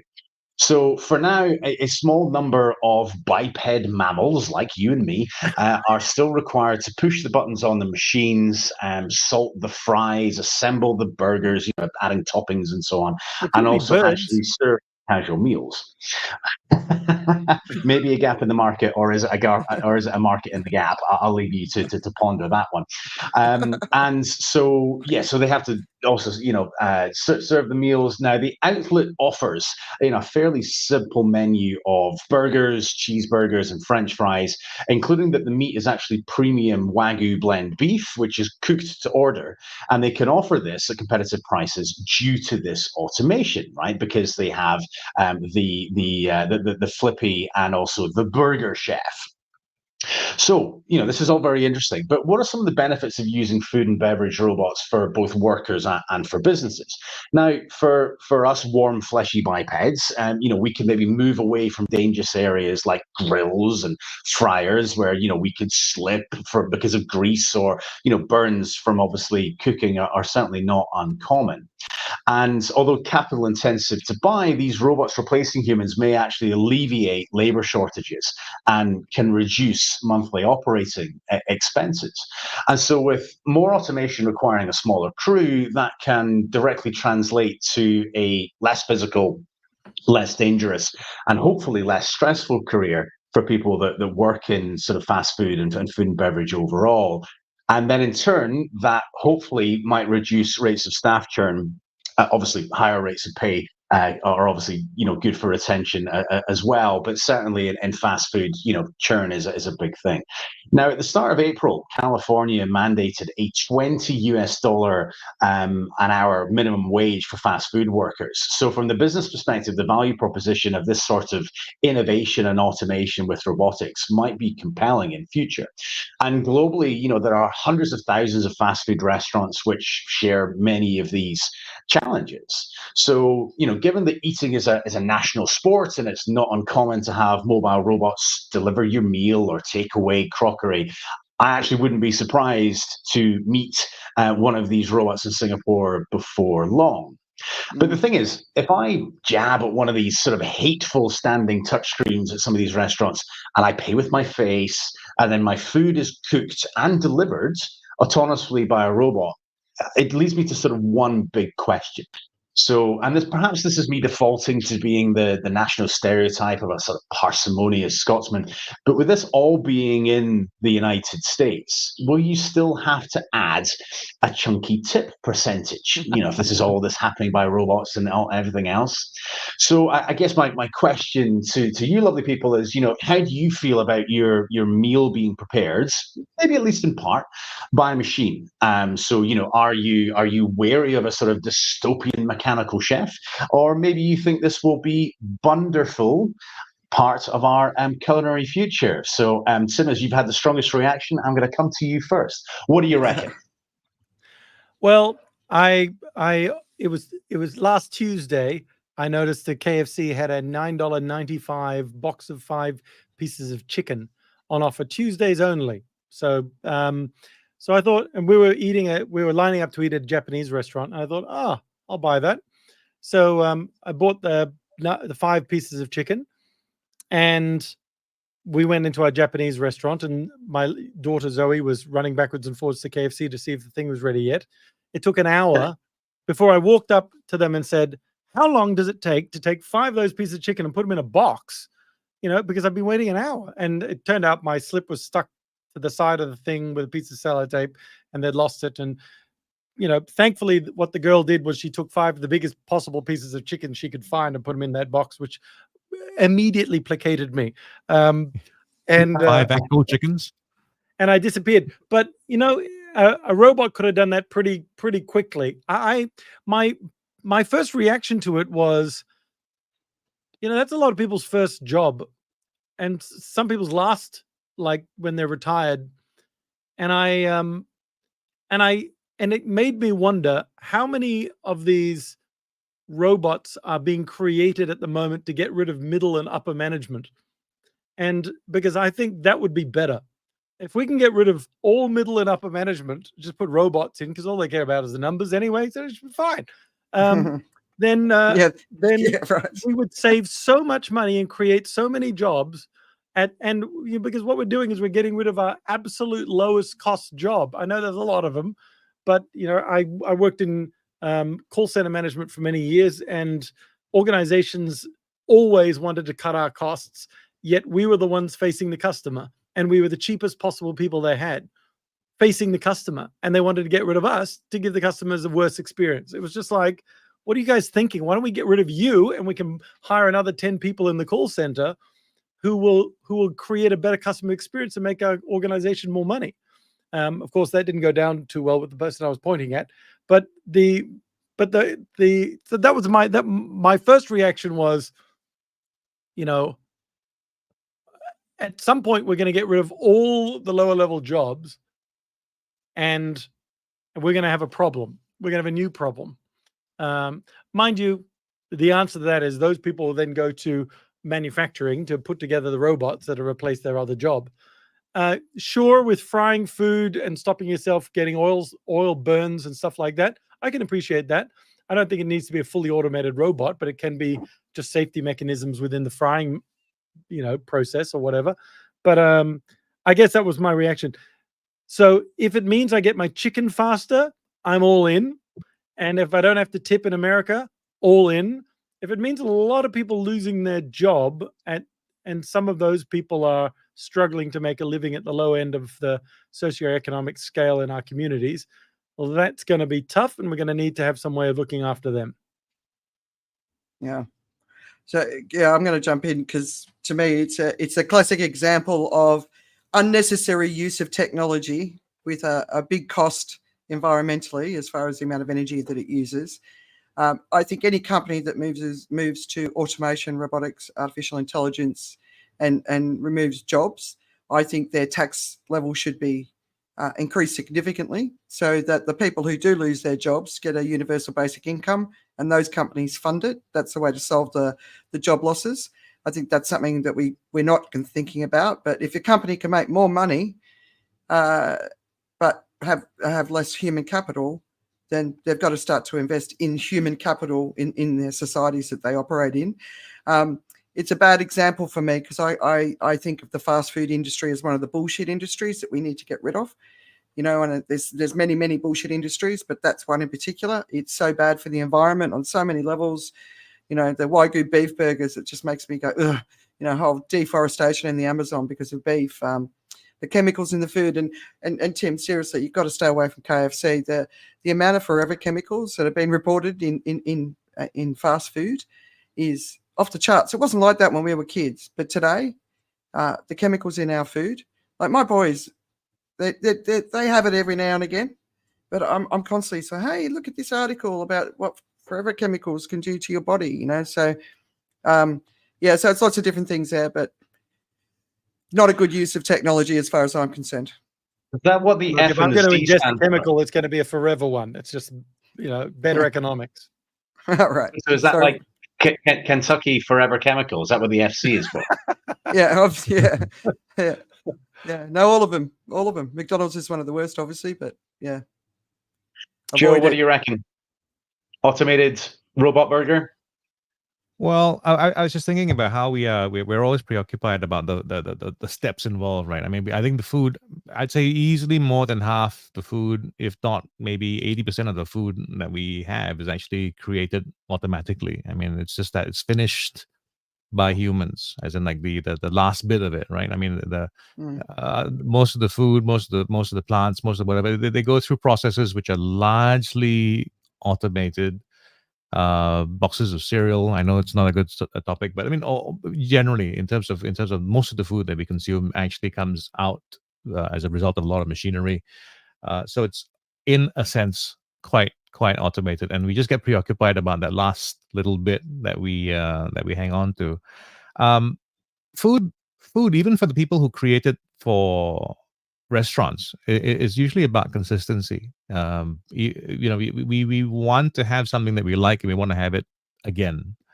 And I think the potential, as far as just in terms of an outcome is concerned, it's something that I feel, if you can figure a way at a larger scale to make someone's life more meaningful than frying a burger, then do that. It's just that we usually don't try to figure it out. We leave it uh, so that if your life can't be more meaningful, you end up frying a burger. And I think there's something wrong about that kind of thinking as well. We need to think about greater possibilities about what someone can do, and I think we also need to have it as a kind of an expectation of ourselves, that people are worth more than that final. It's a job of last resort. You know what I mean? Yeah, but don't forget, like Tim mentioned something earlier, like young people that get a lot of managerial skills working in the fast food chain. So there's benefits for young people and social skills and stuff. But then the other side, of course, is we've got a loneliness epidemic, right? So Yeah. where we use technology, are we always using technology in the right place? If an elderly person who lives in a place by themselves and doesn't see anyone all week, and they go out the door to buy a couple of stamps, go to the supermarket, go to the fast food shop, and go home, and don't interact with a human being in that journey, then that's not a good life either, right?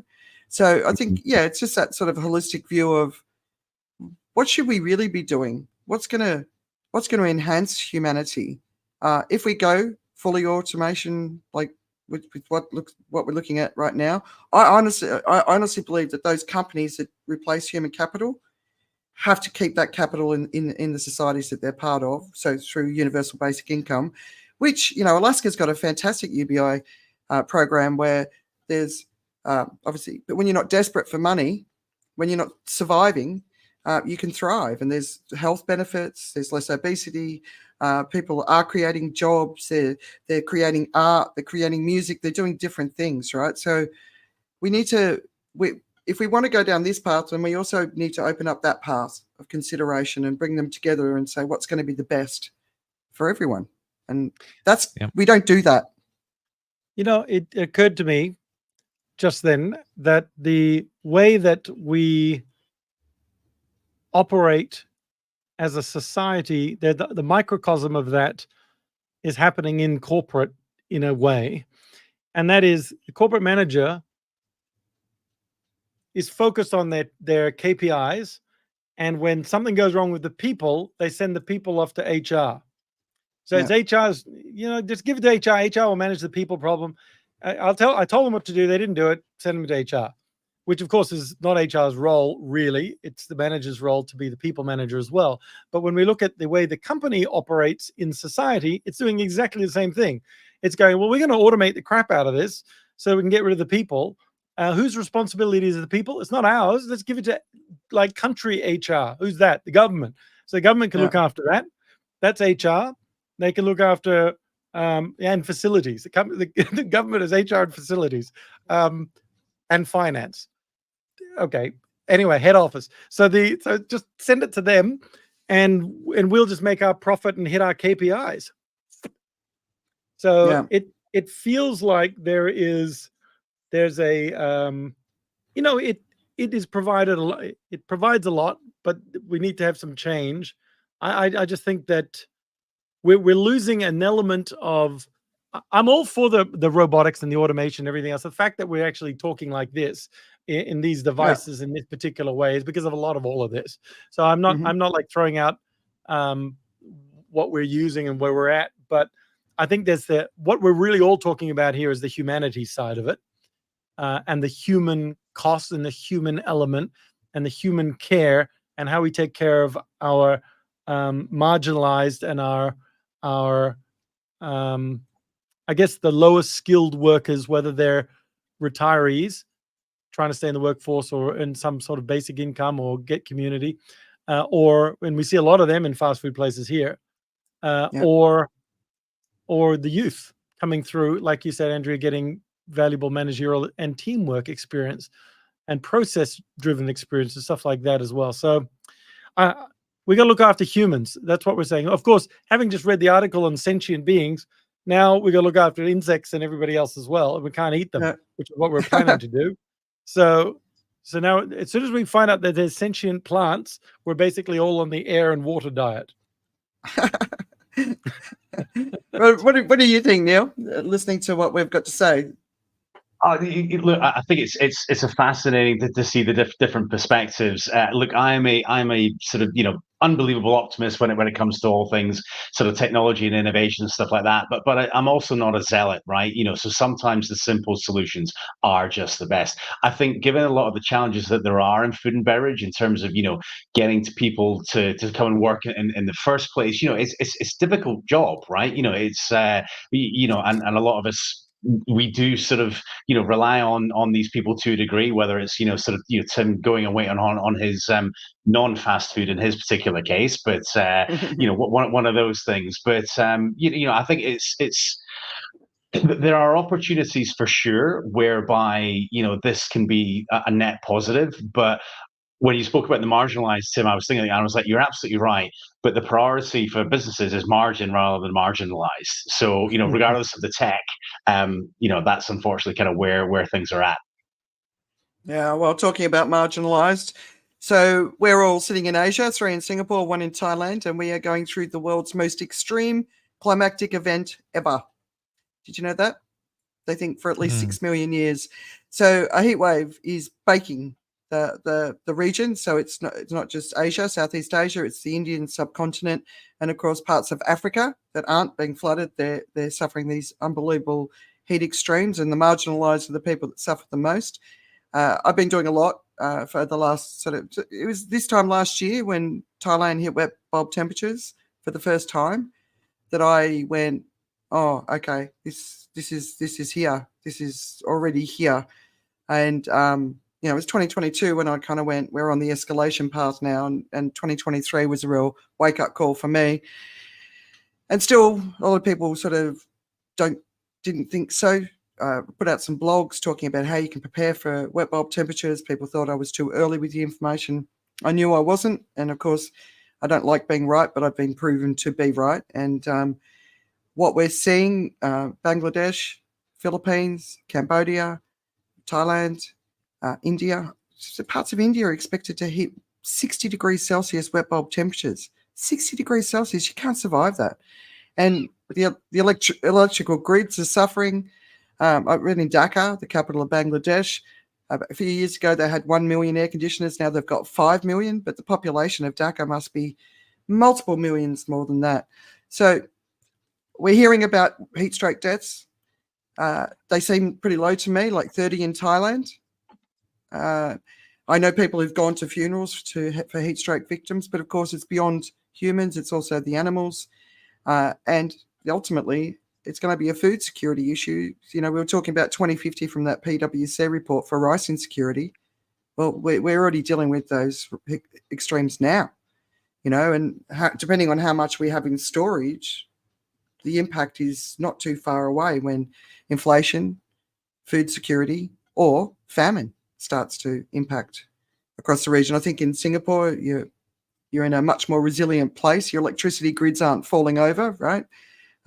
Ours is held so far, but I'm worried about that because once that's down, we can't survive. So anyway, it's pretty intense. So it feels like 44 degrees where I am today. What about where you guys are? 36 is what it feels like.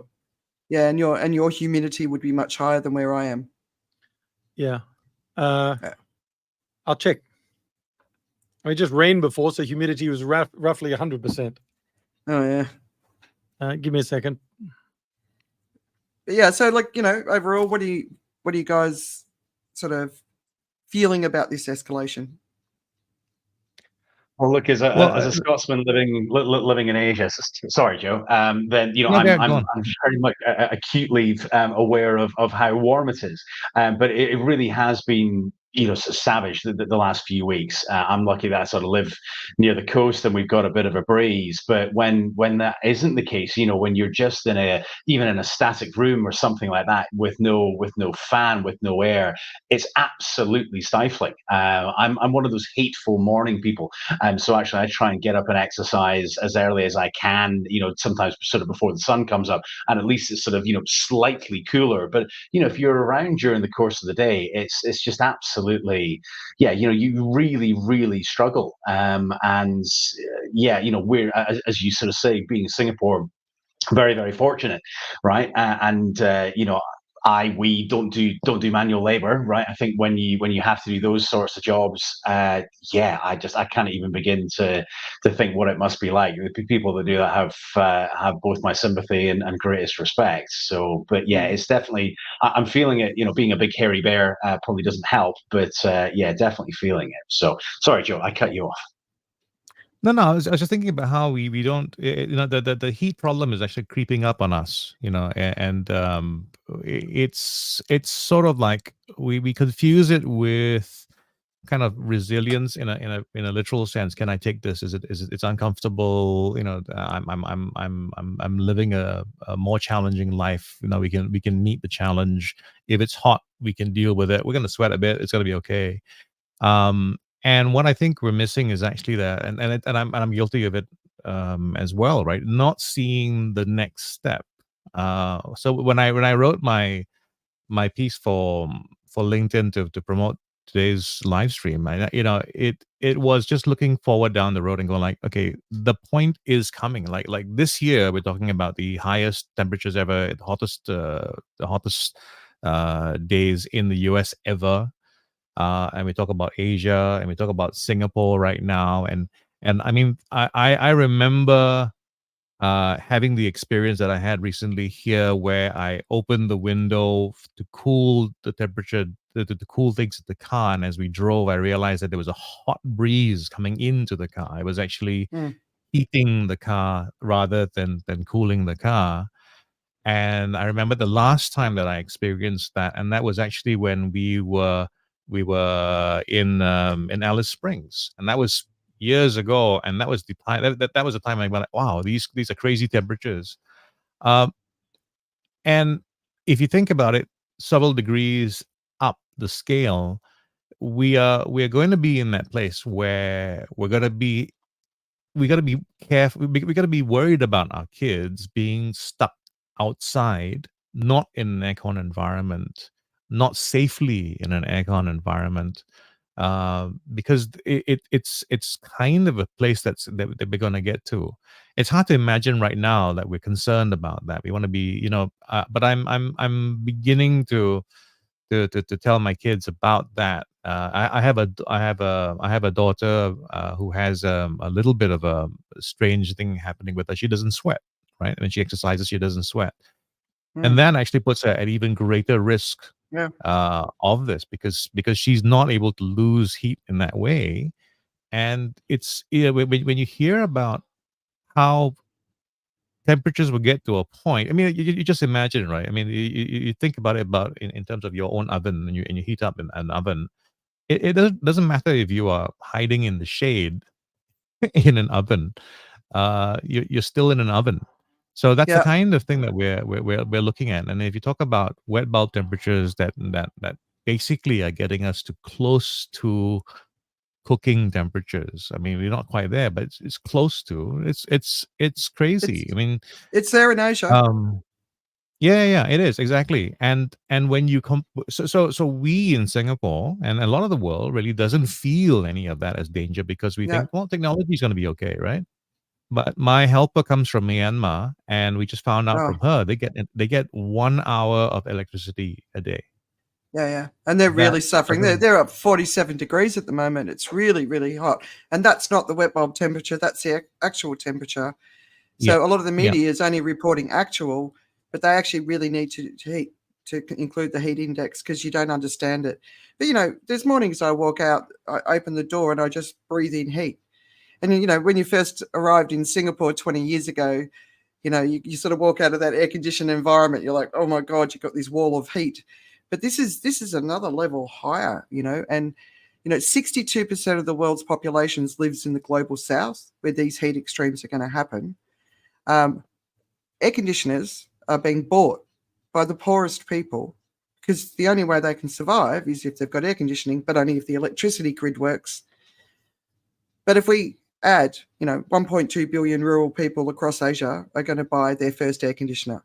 So if we add that into the mix, where most of the energy is run on coal, some on gas, Thailand's more gas, then we're just going to make the situation even worse. But the other thing that really surprises me about this is the lack of preparation. Like, I know countries are poor and they're coming off the back of COVID, especially in the pandemic, and how much that had an impact on the economies of countries right across the global south, right? How do they afford to do the right thing to protect their people? And, Bangladesh and India are much more progressed on dealing with heat extremes than other parts of the world, but it gets to a point where you can't do anything because it's too hot. So, it's around about 50 degrees when your electricity grids start to fail because of the heat. So we're on the cusp of 50 degrees. 60 degrees is when solar panels start to fail. 40 degrees is when generators start to fail. And especially in Africa, a lot of people use generators to cool their home environments, but they become sluggish around 40 C. So we know all of this. We know it's coming. Why haven't we done more to prepare? Like the schools are being all closed, right? Get solar panels on every school in Asia and right across the global south, put air conditioning units in. It then becomes a community cooling centre where the whole community can come to cool down. It's those sort of things. Why aren't we doing it?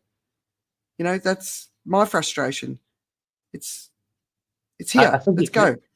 That's a good Yeah, idea. no, actually. and Andrew, you're bang on. I think it's a similar point from earlier in terms of it's those hard choices, right? It's like choose your poison. So the governmental officials and politicians need to say, okay, if we're going to do this, that means you cannot then have that, right? Yeah. And whatever that is, right? So we need to sort of make these hard choices, and just a lot of people are just not prepared to do it. I was at a conference earlier this year, and they were saying like Indonesia has got half of the solar power capacity that Singapore has. Now that's crazy, right? If you think about the relative, populations and so on, and now the comparative affordability of solar panels and so on. But we can do these things, but it's about making hard choices. You cannot have everything, so we either need to suck it up and make some hard choices and take those decisions and then have the implications for it, or we just sort of go, and then we get what we're given. Yeah. Yeah. Look, the lack of action from the global north to solve this problem, because every refugee camp that gets set up, the first thing they do is deforest because they need to cook, right? So we need cooking stoves that are sustainable right across the region, but we need to involve them in the decision of what makes sense versus forcing them to accept some sort of technology that ends up failing, which has happened. Solar power, but community solar power and air conditioning rather than everybody needing it, because then we've just got the bigger problem. White roofs, green walls, all of that stuff. There's so many simple, cheap things that we need to be looking at doing, and we're not. And it's frustrating because I've obviously been talking about this for a long time, looking at the solutions for a long time, and the government's just, like when I drove from Phuket to Bangkok last summer, all I was looking for after the last heat wave that we'd experienced, I was just looking for white roofs or green walls, bamboo walls around homes. Just didn't see it, didn't see one. And just from an individual level, why wouldn't you do that to protect yourself and your family? You don't have to the government doesn't have to do that. You can do that. Or communities should come together and put solar panels on the schools with air conditioning units so that the kids are safe and can be educated. The wealthy communities. So then the other poorer communities, maybe the global north can come in and invest. But the energy is coal and gas. So it's creating more emissions. So whether or not the system actually works, there's so many more emissions exploding out of the global south right now, which is going to make it all worse in the long run. And come on, let's get a little bit proactive. We can't just keep sitting here watching it happen. Everything's going that way that shouldn't be. And everything's going that way that shouldn't be. So it's a bit frustrating for me, as you could probably tell. Well, the challenge I think we face, well, you face more than I do in terms of that, because your frustration is greater than mine. Is the challenge of the inconceivable, right? I mean, the problems that the world faces, all these things coming downstream, as you're saying, like for you, it's obvious. It's why not this? Why not that? Why not paint your roofs? It is the same kind of challenge that faces, or it didn't face. There was no one actually thinking about this. No one ever thought that terrorists would fly a plane into a building. That wasn't the way it was thought of as a way something could be done. And the inconceivability of the broader problem. There's this whole world that we talk about that's going to be affected by heat in this great way is inconceivable by the broader masses. People can't conceive of everything falling apart, even though it can. They just can't conceive of it. It's like the people on the Titanic who just couldn't think about the Titanic going down because it's inconceivable. But the reality of it loomed as a reality. It loomed as a possibility. So that's the real challenge. It's enough people not being regarded as being overly cautious. It's like I used to do this thing with my friends whenever we went out. I just always said, look after your drinks, make sure no one has access to your drinks when you're at a club. And it was like, what kind of crazy talk is that? Until you realize that, oh, okay, there's more to it. That's how so criminals get hold of you and they have their way and what have you. But it's that inconceivable aspect of things which makes for what you're saying. So the answer was sort of like in the question, all these things, why can't you, is because they can't. Lack of imagination. But is this enough? This experience, is it enough? So the Indian Ocean is looking like it's moving into a permanent new heatwave state. Did you think about that? The Indian Ocean, right? And all the countries around that will have much more extreme rainfall, much more extreme hurricanes, and much more extreme heat. Permanent state. So what happens off the end of that? So one of the things that people aren't talking about enough is migration. So if it becomes too impossible to live, people are going to have to migrate. Well, 62% of the world live in a part of the world that's looking at migration, right? Where are they going to go? Who's going to take care of them? Like even that. So why aren't we planning for that? Why aren't we, So it's obvious if you're paying attention. And I know that the majority of people aren't paying attention, but the leaders of the countries should be paying attention, saying, okay, what do we need to do today to make sure that our people are safe? And they're not. And I know they've all been caught. I know, but it was 2 years ago that the escalation really was obviously starting. And I don't think there's any more excuses, because it doesn't have to cost a lot. And they just need to start having conversations with their citizens. They're telling people to get in the shade and drink lots of water. No, in a wet bulb temperature, the shade you're still going to die. So they're even giving bad advice on what to do. Get to a shopping centre with air conditioning. Try not to be out in the heat for 6 hours at a stretch, because that's the death zone. Tell them what it really requires for you to survive in the heat. And then you've got the poor people, the rickshaw drivers, the food delivery drivers, dropping dead. Why don't we set up those food apps? Like, I don't use food apps because I'm really against the whole concept of it, but where people who usually order their food on a food apps, first of all, don't order food on food apps, because or do it at a respectable time of day when someone doesn't have to be out in the heat. Be a little bit conscious of the people delivering the food to your door. But set up a donation. If you've got a regular driver that delivers food to you, set up a regular donation so you can help take care of them when they can't earn money because it's too hot. You know, so things like that. You know, there's a lot of things we can be doing and thinking about. And these are the poorest people who've done the least to create the problem, who are suffering the most. And they're my neighbours. They're sitting in tin huts down the road from me. You know, I've done videos showing people what it looks like. Millions and millions of people live this way. I sit outside, I've got 3 fans on me, and it's 31, 32 degrees at 1 and 2 o'clock in the morning, and you've just got sweat beads over your entire body. They don't have that. They're in a tin shed that's been baking in the sun all day and may or may not have electricity, so they may or may not have a fan. And then they've got to get up and work on a construction site in the sun all day. You know, it's like, it's really intense. It's intense being here, living through this time, watching those people suffer. Mm. The empath is suffering, let me assure you. So the government that needs to make the decision, you were talking about individuals making decisions to look after their neighbors effectively. But the government that needs to make the decision for the migration that you're talking about, Mhm. I find it challenging that they're going to make that decision as a preemptive decision. I think they might go, look, I know I need to build a new city over here and leave it dormant until everybody needs to migrate to it or start, you know, overbuilding or whatever it is. But I find it like that with all the things that they need to do, it all comes down to opportunity cost.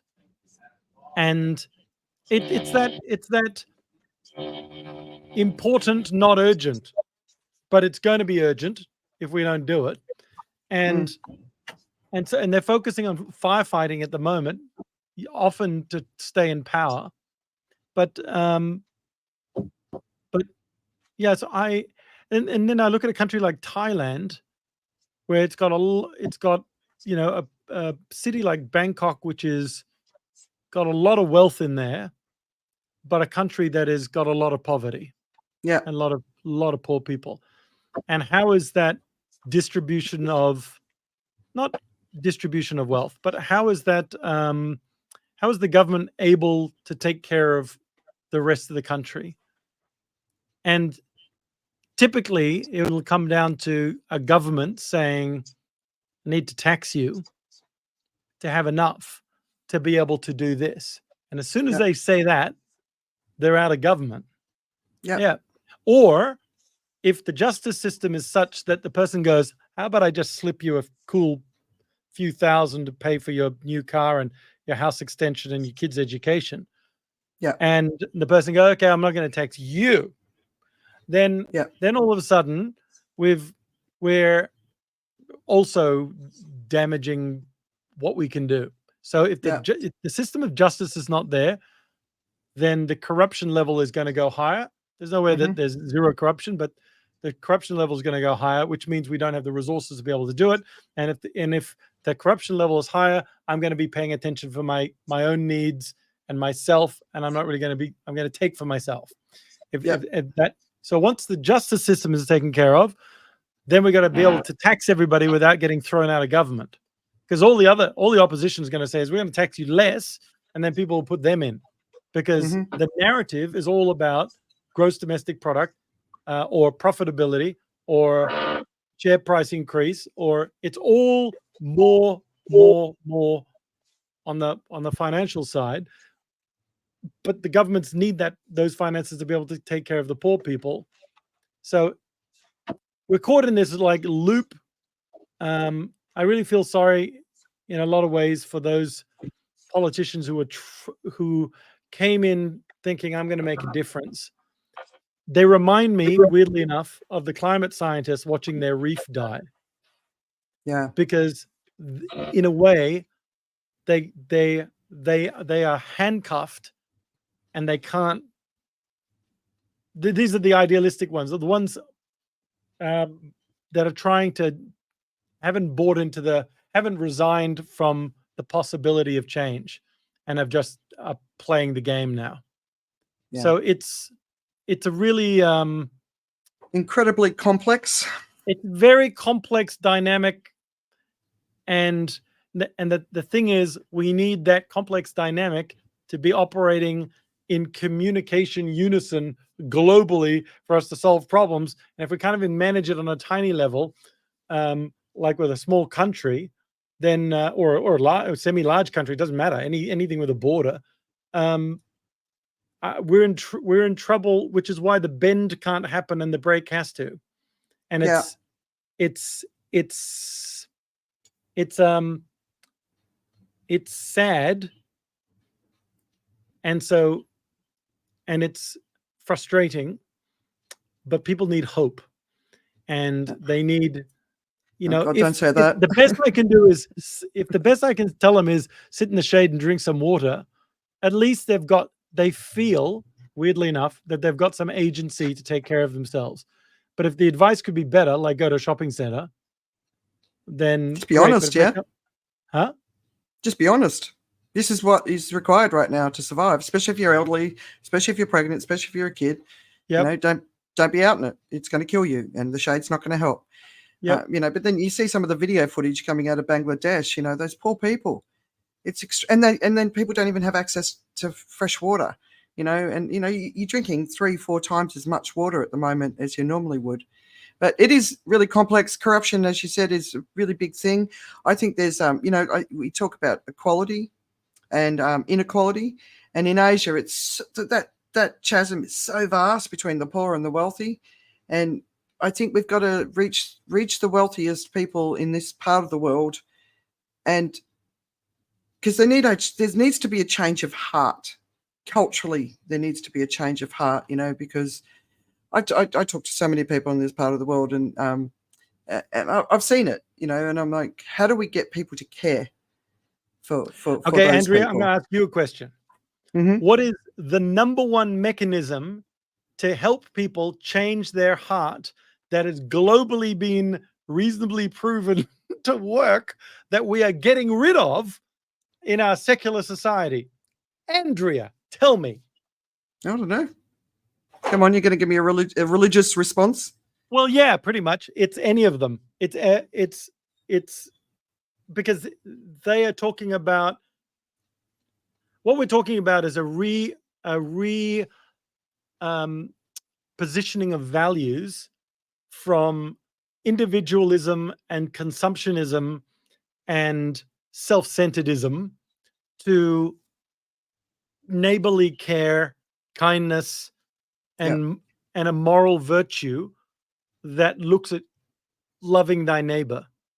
Yeah, And I agree, except that feels to me like the monotheistic faiths versus the Eastern traditions, which when I started digging into it back in the 90s, I realized there was a section of the faith or the beliefs or the philosophies that I hadn't come across in our monotheistic sort of heritage that a lot of us come from, which justifies suffering within societies. And if you were born, like so in Hindu faith, if you're born in a bad way, it's because you didn't do pretty good. You didn't do a good job in the last life, and you're being punished in this life. So there's a justification within the faith for suffering. So, and to me, once I really understood that and then saw it and talked to my friends from those backgrounds, different ones, not just the Hindu faith, that's a real eye opener for me. So it's almost like it's thousands of years of culture that we've got to kind of. And there are other East Asian religions that are global religions actually now that are that suffering is part of it. In fact, suffering will appear in all religions at some point anyway. Yeah. But the idea it's not about just eternal punishment. Yeah. I get it. It's more you deserve this because of something. Yeah. So, but I think if you play it from the perspective of of a set of moral ethics and moral laws or virtues. Anyway, I don't think that's really where this conversation is supposed to be going, but it is a bias. It's all part of it, right? But because the answers are deep. It's a bias. I was going to summarize it all with a. Sorry, go ahead, Joe. I was going to summarize it all with a solution that I was going to send off to Neil to ratify, and I propose the following.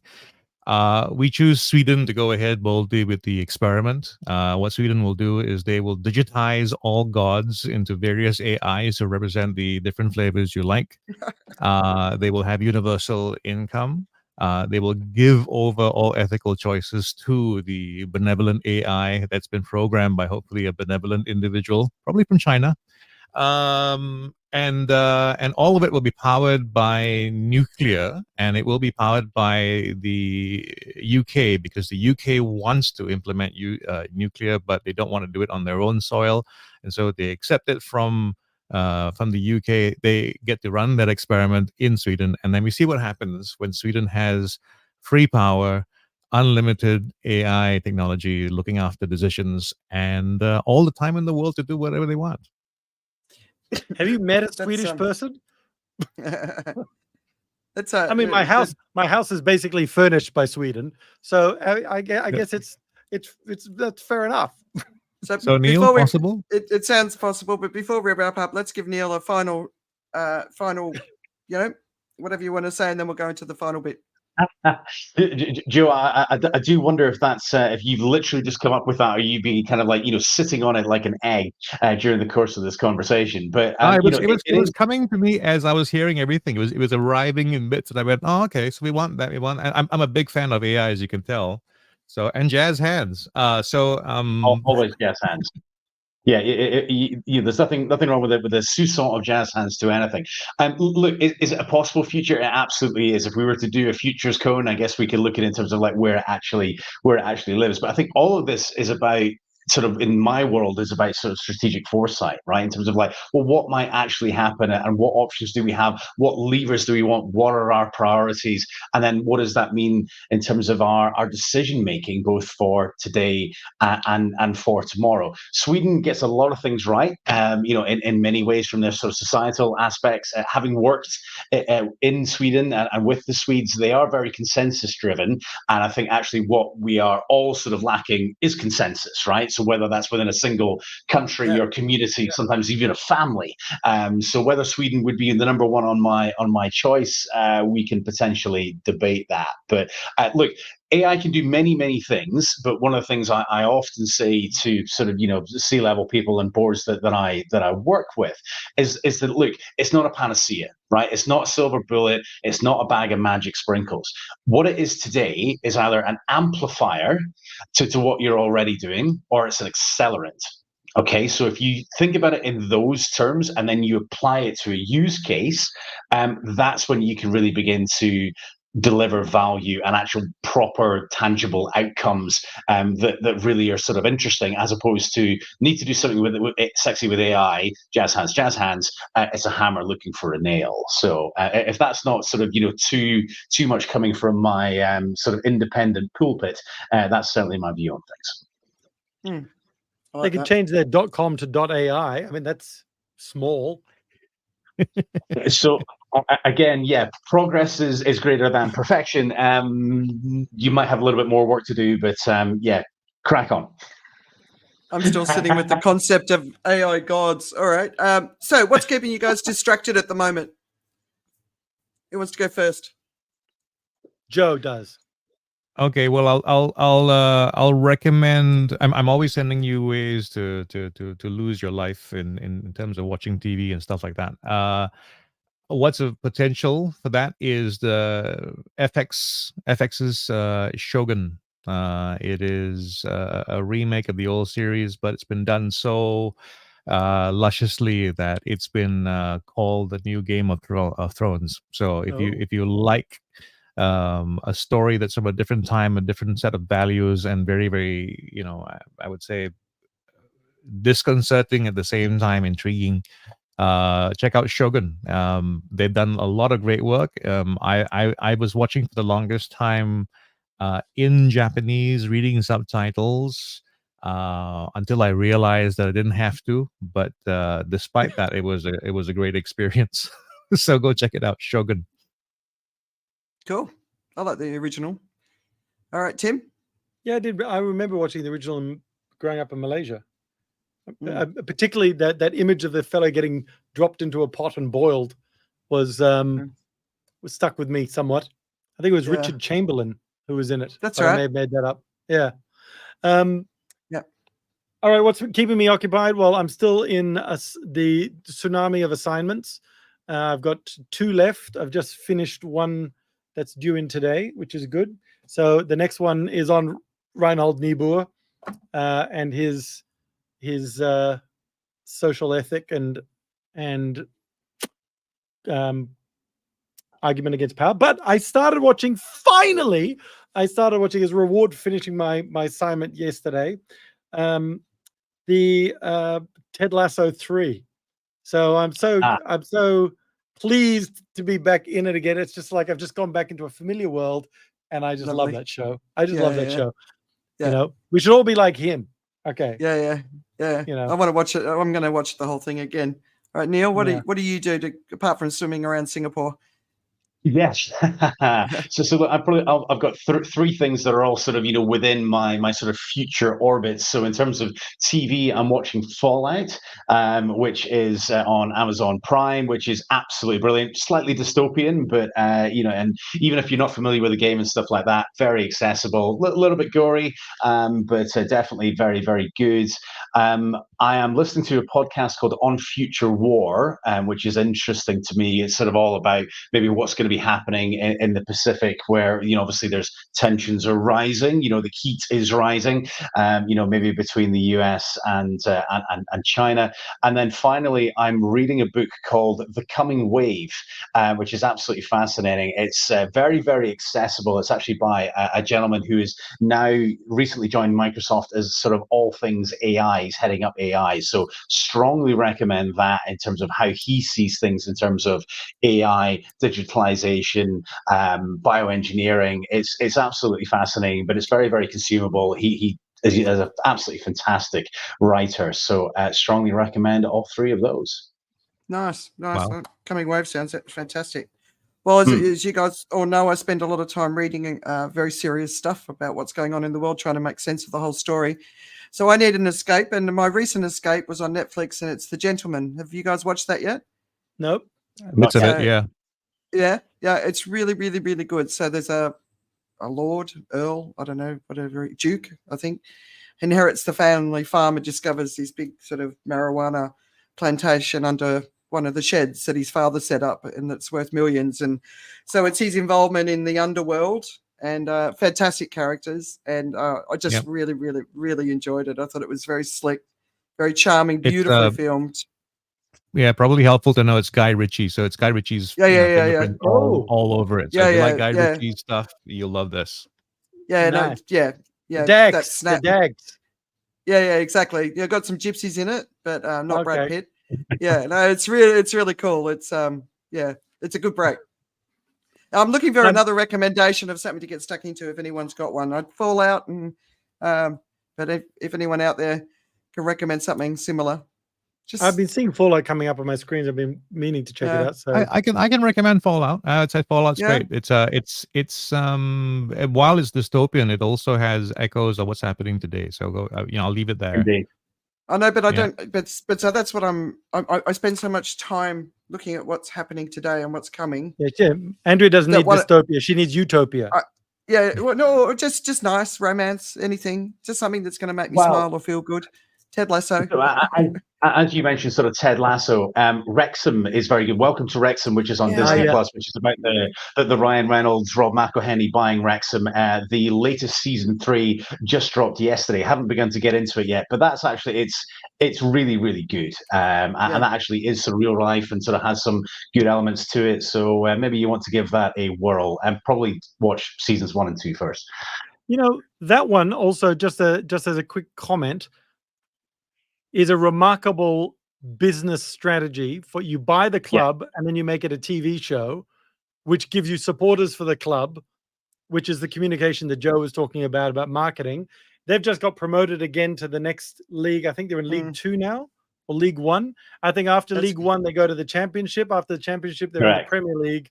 And then it's like, it's so clever. It's sort of like American Idol with a football club. And then, but it's real life. Thanks for the spoilers, by the way, Tim. Thank you. Or Drive to Survive. No. I'm just saying I haven't actually watched the show at all. All I've known is I'm watching the actual league table as to where Wrexham is. I know, but I don't. Oh, okay. Well, so Anyway. but I think it's more about the humans and the characters rather than the result. Yeah, that's what we've been talking about all show, people. It's about the humans and the characters, not just the result. I think we've done our longest show yet. So Neil, thank you for joining us. Thanks for hanging around. Thank you. No, it's been an absolute pleasure, and I'm sorry if my gobbiness has elongated things, but I've certainly enjoyed myself. It was definitely Neil's fault. Yeah, of course. It's always our guest's fault. No, it's really great to have you here, and we'd love to have you back. And just we like to talk about everything, as you can see. But yeah, I really appreciate it. Do you guys want to say anything, Joe and Tim? I was just going to point out the word cloud score. Go ahead, Joe. I was just going to point out the word cloud score of the day, or high score of the day, will be for jazz hands, and I just helped. Yeah. I know. All right. Neil should come back, definitely. Yeah, definitely. Much appreciated. Thank you.